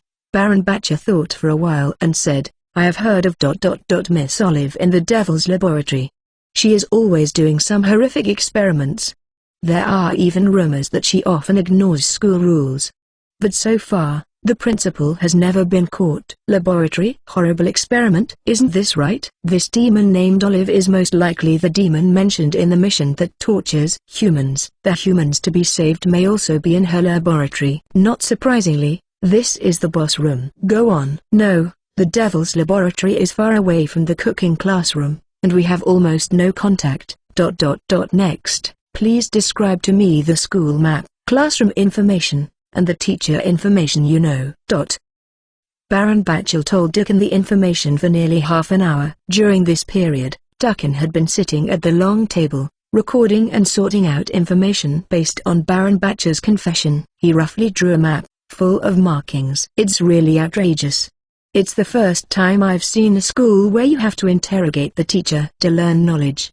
I'm really tired. After determining that Baron Batcher had no more valuable information, Ducken put down his pen, leaned back in his chair and stretched. Hearing Ducken sigh, Cornelia hesitated to speak. Even in Demon Academy, generally speaking, students learn by interrogating their teachers does not happen. Ducken looked at Cornelia with a smile on his face. Cornelia, thank you for your hard work. Cornelia has been suppressing Baron Batcher since she caught him, and has been doing so for almost an hour. Easily, Cornelia replied. She didn't even feel tired. As long as she doesn't use her brain, she thinks it's a leisure activity. Finally, I have to ask you to help him lose his memory, Ducken said to Cornelia. How to make a demon lose his memory? Cornelia asked with some confusion. She had never understood spiritual or soul magic. Ducken smiled and said nothing, and summoned the ruined poet under the horrified gaze of Baron Batcher. Cornelia frowned slightly, thoughtfully. She blinked. Suddenly it seemed like realization dawned on me. Immediately afterwards, Cornelia grasped the handle of the hammer tightly with both hands, and without hesitation, she hit Baron Batcher's head with the hammer. Boom! The entire classroom made a loud noise as if the ground was about to collapse. Baron Batcher's head was smashed into the ground, and spiderweb-like cracks spread out from the center of the ground. This time, Baron Batcher's head was not exploded, but the warhammer was damaged. The entire hammer handle bent off, turning it back into an unusable card. Cornelia put her toes against the lying Baron Batcher and gently raised her toes to turn him over. I saw him rolling his eyes and completely passed out. Do you have any breath left? Ducken asked. Yes, I just fainted. But Cornelia can still feel the breath of Baron Batcher's survival. This demon, who is at least the 5th level, is still very strong and has very strong vitality. However, after receiving Cornelia's full headshot and multiplying the pain 20 times, he would have almost lost his mind even if he didn't lose his memory. Good, I am the Buddha who is compassionate. Ducken raised one hand and sighed. Baron Batcher is still useful, and he cannot be reimbursed just like this. Where to go next? Chapter 22. But Nalia didn't care about Baron Batcher on the ground anymore and asked. Dickon looked at the time and saw that approximately 2 hours and 4 minutes had passed since the start of the copy. There are still 26 minutes until the next bell rings. Let's rest for half an hour. It's time for you to eat something, Dickon said to Cornelia. There was no need for them to venture out now, and they really need a break. After all, when you go out to experience life, you still have to pay attention to the balance between work and rest. Volume 1, Tales of Demon Academy, 024. Dickon starts talking nonsense. Cornelia trotted to the dining car and picked up the plate of dinner that originally belonged to her, then brought it to Dickon's side and began to enjoy it.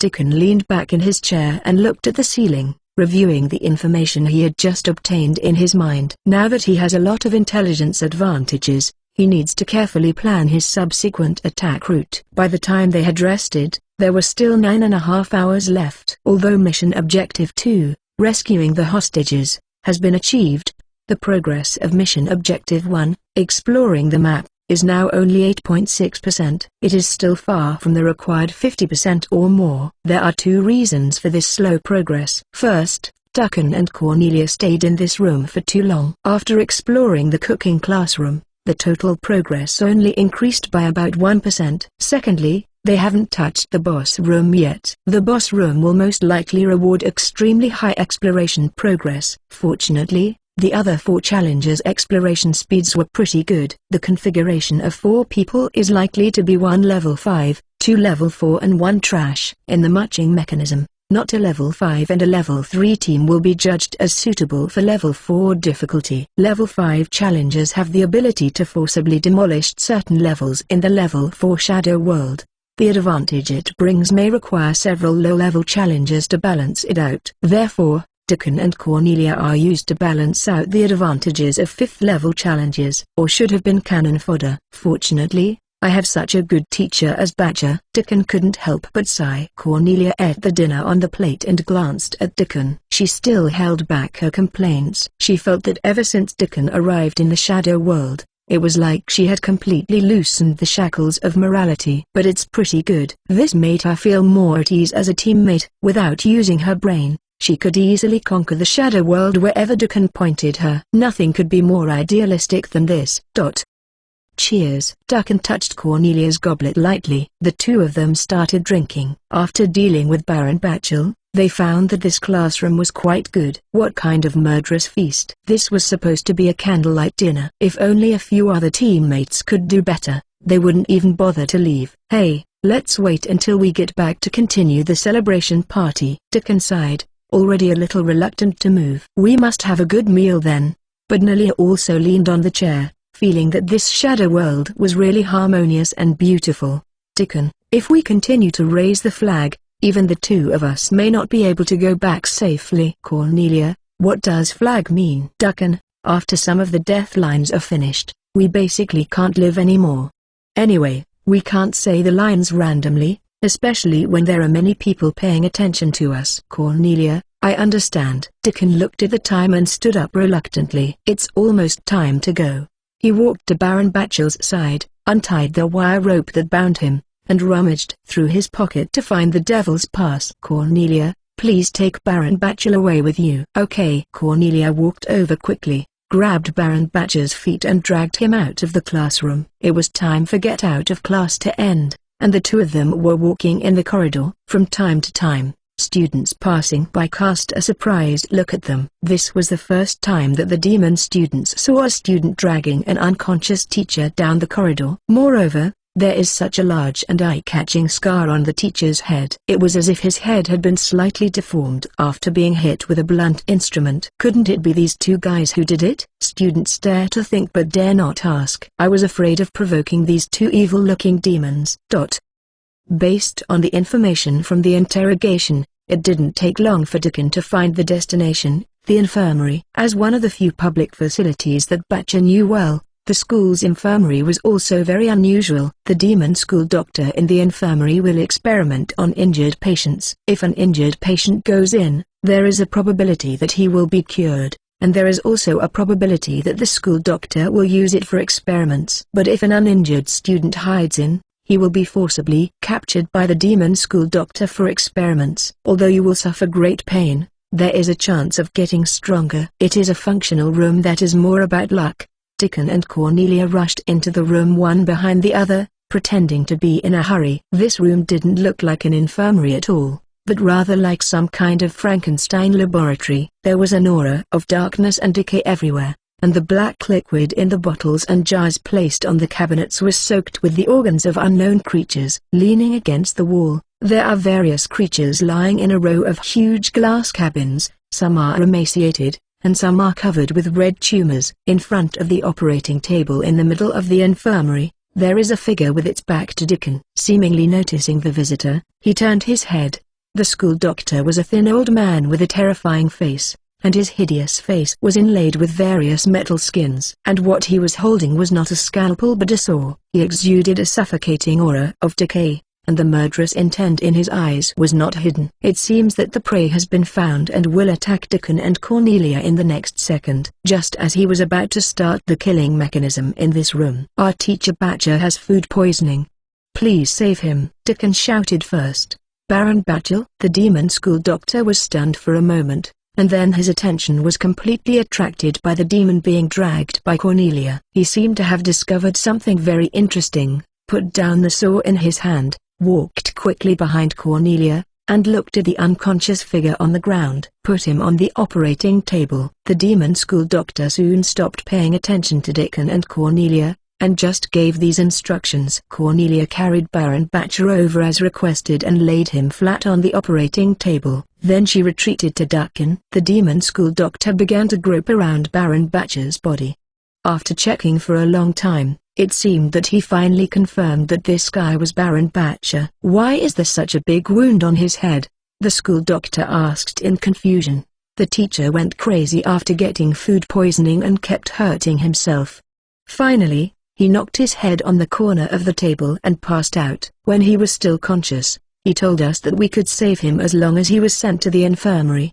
He agreed to any transformation you could make on him. Dickon was talking serious nonsense. The devil's school doctor's mouth twitched when he heard this. Fuck, it was obviously you two who did it. Although he didn't know how Dickon and Cornelia did it, but now he didn't want to listen to Dickon's nonsense anymore. Because he couldn't wait to transform Batcher. Opportunities to transform teachers are rare. Even if everything Dickon said was a lie, as long as there is a reasonable explanation here, it should be regarded as the devil school doctor pretending to be ignorant and reforming Batcher. Then the principal will not be able to hold the devil school doctor accountable. TSK, you go out first, I'll let you go. The devil school doctor urged the two of them to leave and tied Batcher on the operating table. Dickon gave Cornelia a thumbs up. Plan passes. The exploration degree was increased by about 1% without any effort. Volume 1, Tales from the Demon Academy. 025 Dickon drives the tiger away and devours the wolf. Cornelia and Dickon did not go elsewhere immediately after being kicked out of the infirmary. Although they have successfully acquired the infirmary's exploration level. However, Cornelia saw Dickon's expression. She knew Dickon was playing a big game. Dickon was outside the infirmary door with his ear against the door, eavesdropping on what was going on in the infirmary. Chapter 23. From time to time, he would try to observe what was going on inside through the cracks in the door. Cornelia, on the other hand, stood aside to watch out for him. Bah!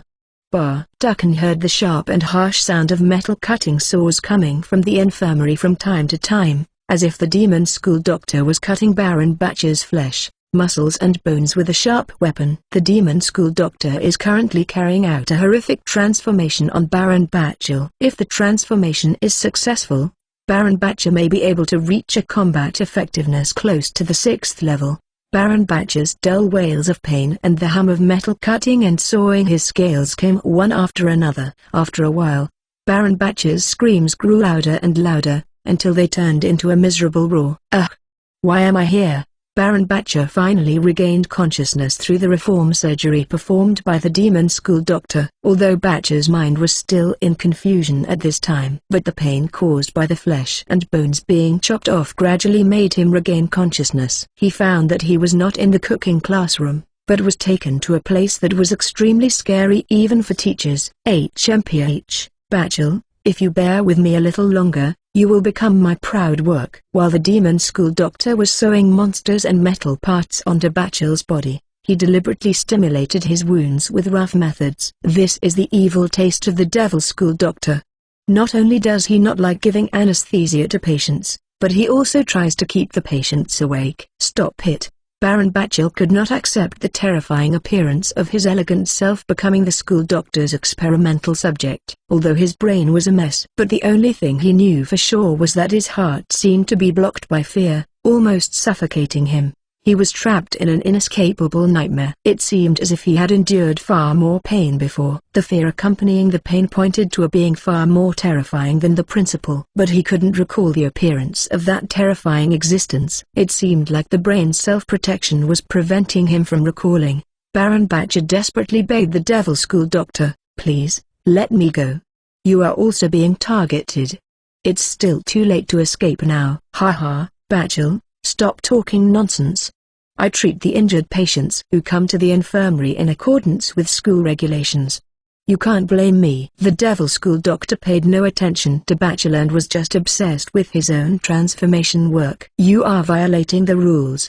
How could I come to you on my own initiative?" Bachel seemed to have thought of something and shouted in panic. "Two students sent you here, not me." The devil school doctor smiled slyly. "Two students ... Bachel seemed to remember something, and the memory became half clear, and he howled in pain. His voice was extremely miserable. This made the devil school doctor extremely happy, and he was very satisfied with Baron Bachel's condition. The knife in hand also cuts faster. About dozens of minutes passed like this, and Baron Bachel's screams in the infirmary finally reached their peak. Dickon feels almost done. Whether it's a living horse being healed into a dead horse, or a dead horse being healed back to life, the transformation should have entered the final stage and should have results. "Cornelia, remember the escape route?" Dickon asked softly. Cornelia nodded seriously. She had been looking carefully at the map drawn by Dickon. "Dickon, watch the volume ahead." Cornelia covered her ears. "Yeah." Dickon then summoned the ruined poet outside the infirmary door. "It hurts.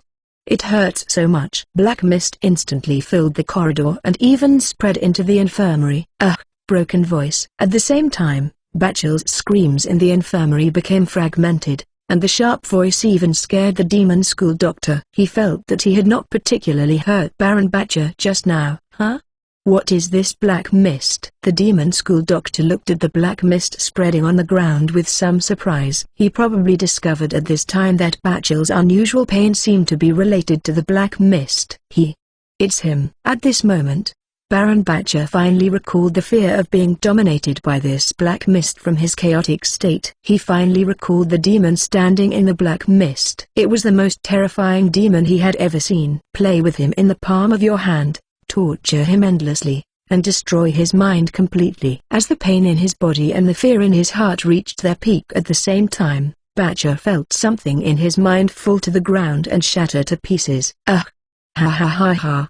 Baron Bachel actually gradually started to laugh crazily, crying, laughing and looking like a madman. He raised his head and roared. His eyes were dyed red with bloodshot eyes, and his body continued to expand. A far more terrifying force than ever before burst out from his body, and in an instant he broke free from the shackles of the operating table and attacked the demon school doctor. There was a terrifying loud noise in the infirmary, which even echoed in the corridor. Bachel went completely berserk, or he went completely crazy. "Bachel, calm down. I'm acting according to the rules. As for the principal, I'm right." The demon school doctor resisted Bachel, who had completely lost his mind and shouted in panic. However, Bachel didn't seem to listen to him at all and ravaged the demon school doctor crazily. And outside the infirmary, Dickon has taken back the ruined poet and ran away with Cornelia. Baron Bachel evolved incorrectly and lost Bachel get days. Dickon began to speak again, words that Cornelia could not understand. Cornelia discovered that Dickon was not at all afraid of Baron Bachel's uprising, and judging from his happy look, it must be that the plan was successful again. The two hid at the corner of the corridor and waited for a while. I saw a 3-meter-tall monster crashing out of the infirmary. Baron Bachel was no longer humanoid at all. There were a few scars on his body. and he was chewing and swallowing the demon school doctor. Roaring sounds echoed in the corridor. The sound filled with despair and confusion. After his anger burned out, what Badger felt was an overwhelming emptiness and confusion. At this time, a short figure appeared in Baron Badger's field of vision. This short figure stood at the end of the corridor and swayed. It still had a sarcastic smile on its face. He, come here. It was full of banter, but also had some wise voices coming out of its mouth. After Baron Badger's eyes were completely focused on the short figure in the distance, he started to tremble all over. It was a small humanoid doll half a meter tall. Its body is round and cute. And the doll's face. It's the Q version of Dickon. Volume 1, Tales of Demon Academy, 026. Dickon gives him the flower of hope. Baron Badger's eyes turned extremely red, as if they were about to burst into tears. He ran towards the little figure like crazy. The Dickon doll also started running with its short legs. When Baron Badger was about to catch it, it pushed open the door of a classroom and got in.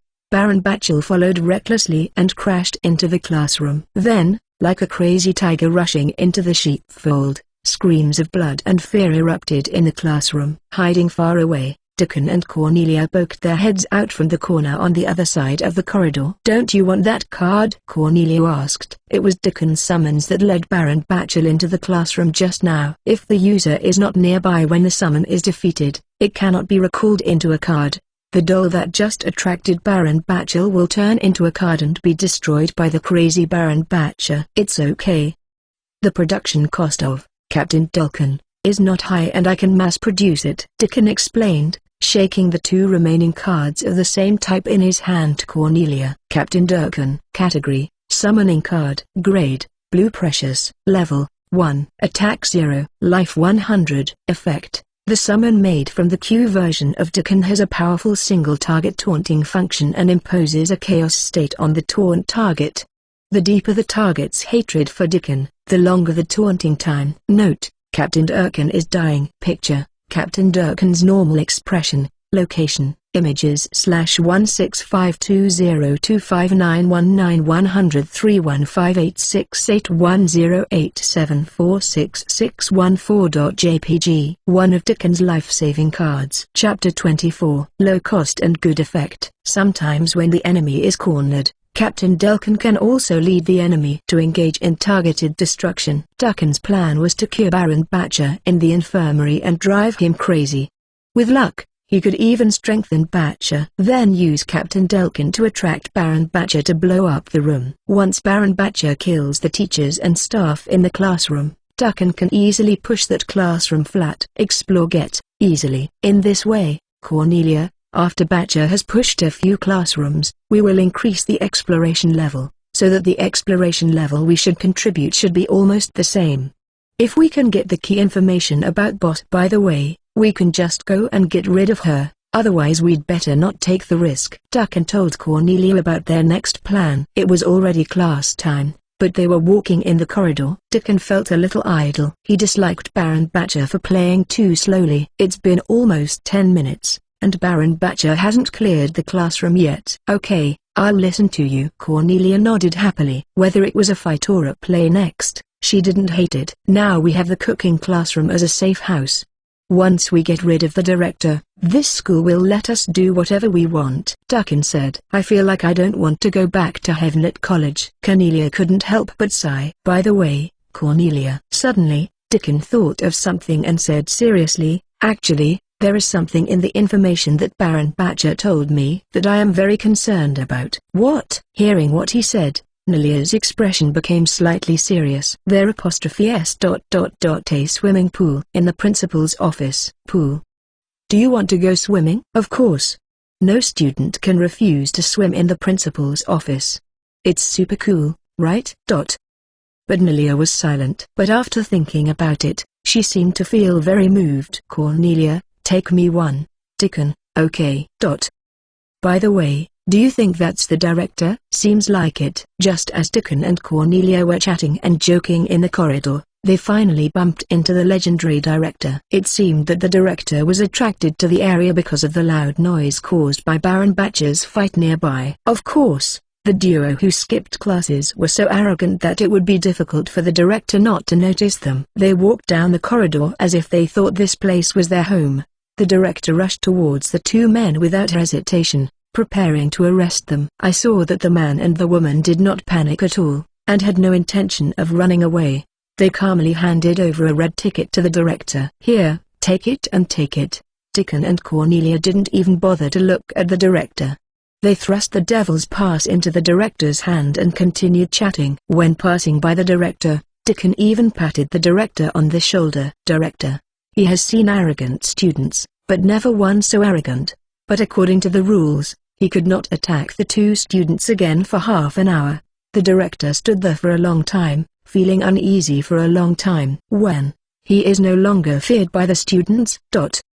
There seems to be no movement. Cornelia was lying next to the wall, her ear pressed against the wall, assessing the general situation in the classroom not far away. Durkin nodded and summoned the second Captain Durkin. He controlled Captain Durkin to trot to the door of the classroom, opened the door and jumped inside waving his hands. Then Captain Durkin turned around and ran, rushing straight into another nearby room. Soon, something seemed to erupt in the entire corridor. Baron Batcher rushed out again and followed Captain Durkin into the room. But this time Durkin could tell that Batcher was quite injured. "Daddy. Baron Batcher, you can't fall yet." Looking at Baron Batcher's figure rushing into the classroom from a distance, Dickon shouted, "Baron Batcher still has some residual heat. You can also continue to squeeze the remaining value of Baron Batcher." About 20 minutes passed. "The fight should be over. There's no movement," Cornelia said again while leaning on the wall. "It seems that Baron Batcher's combat power has dropped a lot, and he is fighting for longer and longer." Durkin summoned the last Captain Durkin and ordered it to run to the door of the room just now and dance. Then he turned around and ran into another classroom. As expected, Baron Batcher roared and followed Captain Durkin into the classroom, even though his body was completely broken. "Baron Batcher, your destination doesn't matter at all. Just keep moving forward. As long as you don't stop, the road is ahead." "Batcher, I will not stop. As long as you don't stop, I will be waiting for you in front, so don't stop." Durkin watched the disappearing figure of Baron Batcher from a distance and murmured as if bidding farewell to an old friend. Baron Batcher, who rushed into the classroom this time, finally stayed there for a long time and never came out again. On the contrary, there were surviving demon students in the classroom who crawled out dragging their broken bodies. It seems Baron Batcher has burned out. The fight with the teacher in this classroom ended in a lose-lose situation. "It's time to start harvesting, Cornelia. Work has started." "Good." Cornelia took out another spare hammer and rushed into the classroom with Dickon. The wails of the surviving demons began one after another again. Volume 1, Tales of Demon Academy, 027 Dickon's Curriculum Reform Plan. The courses at this school are still too intensive. The students lost their smiles. "I have to change their lessons." Dickon busily shuttled among the rows of magic equipment. He also carried a toolbox in his hand, which contained various props commonly used in magic engineering. Although the shapes of these tools are very devil-like, they are basically usable. He borrowed these from the classroom that Baron Batcher had previously attacked. But Nelia followed him, helping him carry heavy objects from time to time.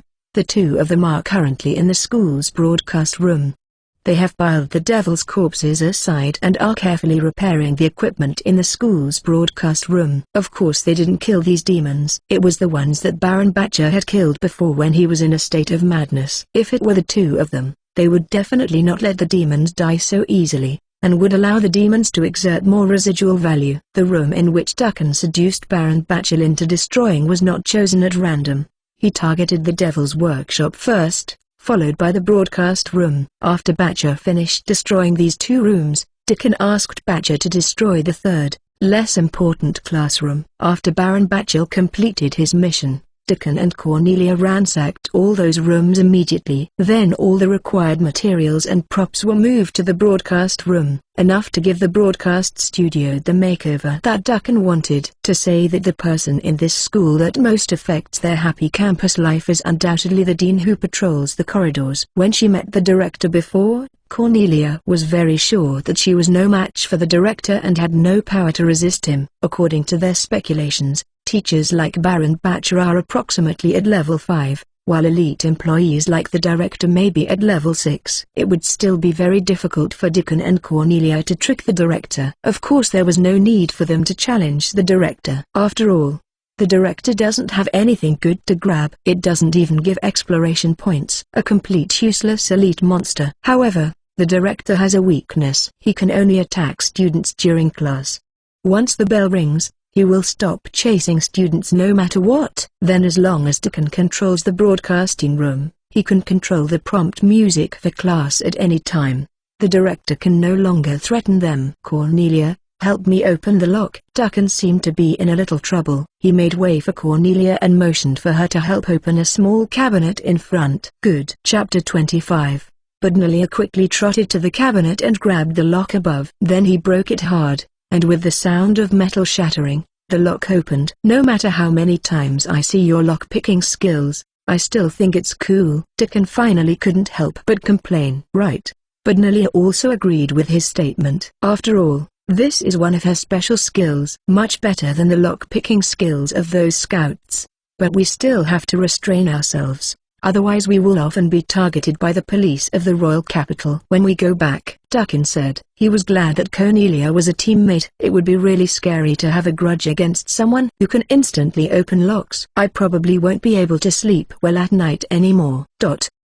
Our engineer Deacon and his assistant Cornelia spent an hour and a half finally renovating the broadcast room. Now they sit leisurely in front of the console in the broadcast room, with a pile of demon corpses behind them. They look very much like two gangsters who hijacked the control center. They can not only control the playing time of class music and after get out of class music in the radio room, but also modify the music content or broadcast the whole school broadcast.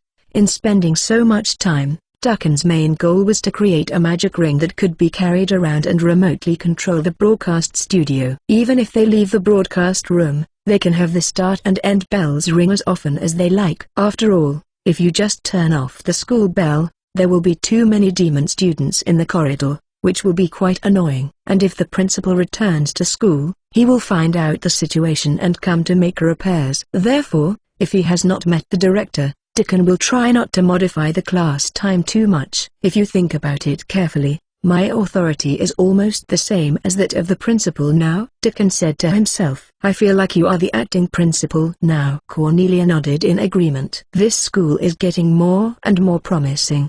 I can't wait to go swimming in the principal's office. After working in the broadcast room for a long time, Deacon was already a little tired. When he thought of this, he felt energetic again. At that time, we will go back to the cooking classroom to get some iced drinks and snacks. Cornelia is also looking forward to it. I hope there are beach chairs in the principal's office. If not, we will go find ordinary lounge chairs in other classrooms. Okay.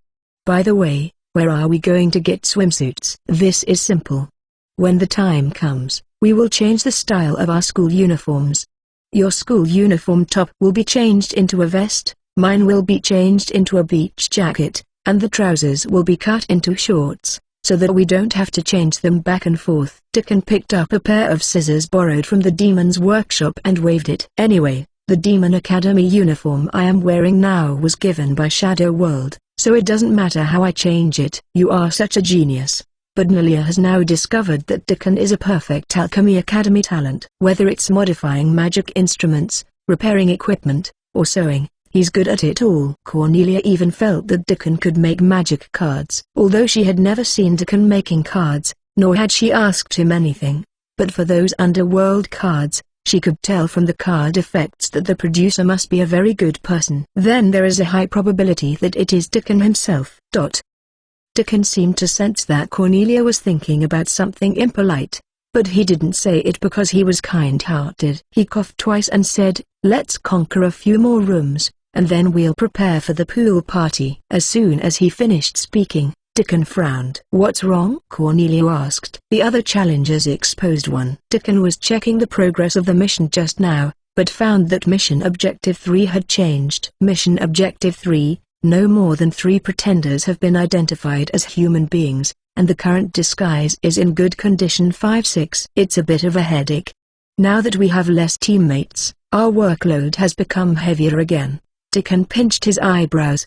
He just wanted to enjoy the principal's office pool party, that's all. Unexpectedly, this shadow world would have to work overtime for teammates. Volume 1, Tales from the Demon Academy, 028. Deacon announces a school holiday. Deacon looked at the current exploration progress again. Task Goal 1, the college exploration degree exceeds 50%, and the current progress is 26.4%. Remaining time, 6 hours and 22 minutes. About 7% of the exploration progress was provided by him and Cornelia. If the teammates can continue to work smoothly, there is probably no problem for them to reach the target an hour or two early. But now, it's hard to say how much time will be left, because they have to consider whether other teammates will send one or two more in the future. At this rate, their pool party might be ruined. Hey, let's continue working.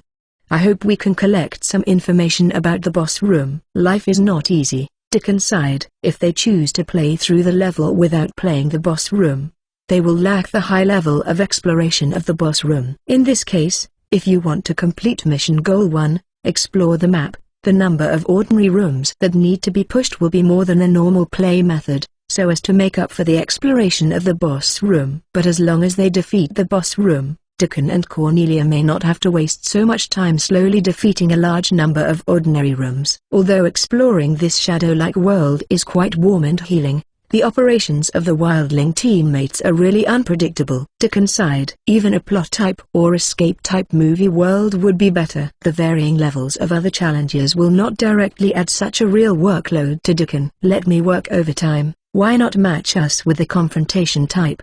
The most brutal shadow world is confrontational. Just stop playing PvE and play PvP instead. Just wipe out all the enemy challenges and you're done. However, this shadow world appears less frequently and has a very high mortality rate. There may even be incredibly powerful users of otherworldly magic cards appearing as hostile challenges. Deacon and Cornelia left the broadcast room, sealed the door, and prepared to continue working. Deacon, listen, is there something moving? Cornelia suddenly looked in a certain direction and said, Go and have a look. But let's get the whole school out of class first. Deacon trusts Cornelia's perception. Her hearing and vision are far better than Deacon's. It's class time now. If there is any movement in the corridor, it is most likely related to other challenges. Demonic students have no tasks to do and generally do not wander around the corridors during class time unless they are kicked out of the classroom. It's possible that there are other challenges hiding from the director. He even made a sound when he was being chased by the director. If this is really the case, just turn off the director first. In a spacious corridor, there was a seriously injured challenger being chased by the director. He was able to delay the director for a moment by desperately blocking him by controlling spell-like cards and summoned objects. He staggered, his figure swaying. It seems to have reached an impasse. His original challenge in the classroom failed, triggering the teacher's killing mechanism, and he narrowly escaped. On the way, I unfortunately met the director again. Even if he escapes into the classroom now, it will be difficult for him to answer the teacher's test questions in his current state. He had to find the infirmary as soon as possible. Although he still did not give up hope of survival, his speed was getting slower and slower. The director also completely destroyed his summons and was approaching behind him in a matter of seconds. He knew his fate was sealed. From the moment I met the director in the corridor, it was basically a dead end. No matter how much you try to avoid it, it won't help. In the end, he could not escape the fate of being pierced through the chest by the director's bloody hand. Everything is over, he thought. Just when he closed his eyes and prepared to face death. The school ended the get out of class music at this moment. Director? The director's hand froze in midair. His expression very strange. Something feels wrong. Is the class time too short? And just when he was about to kill the skipper, the bell rang? But there was nothing he could do. According to the rules, it's recess time and he can't attack students anymore.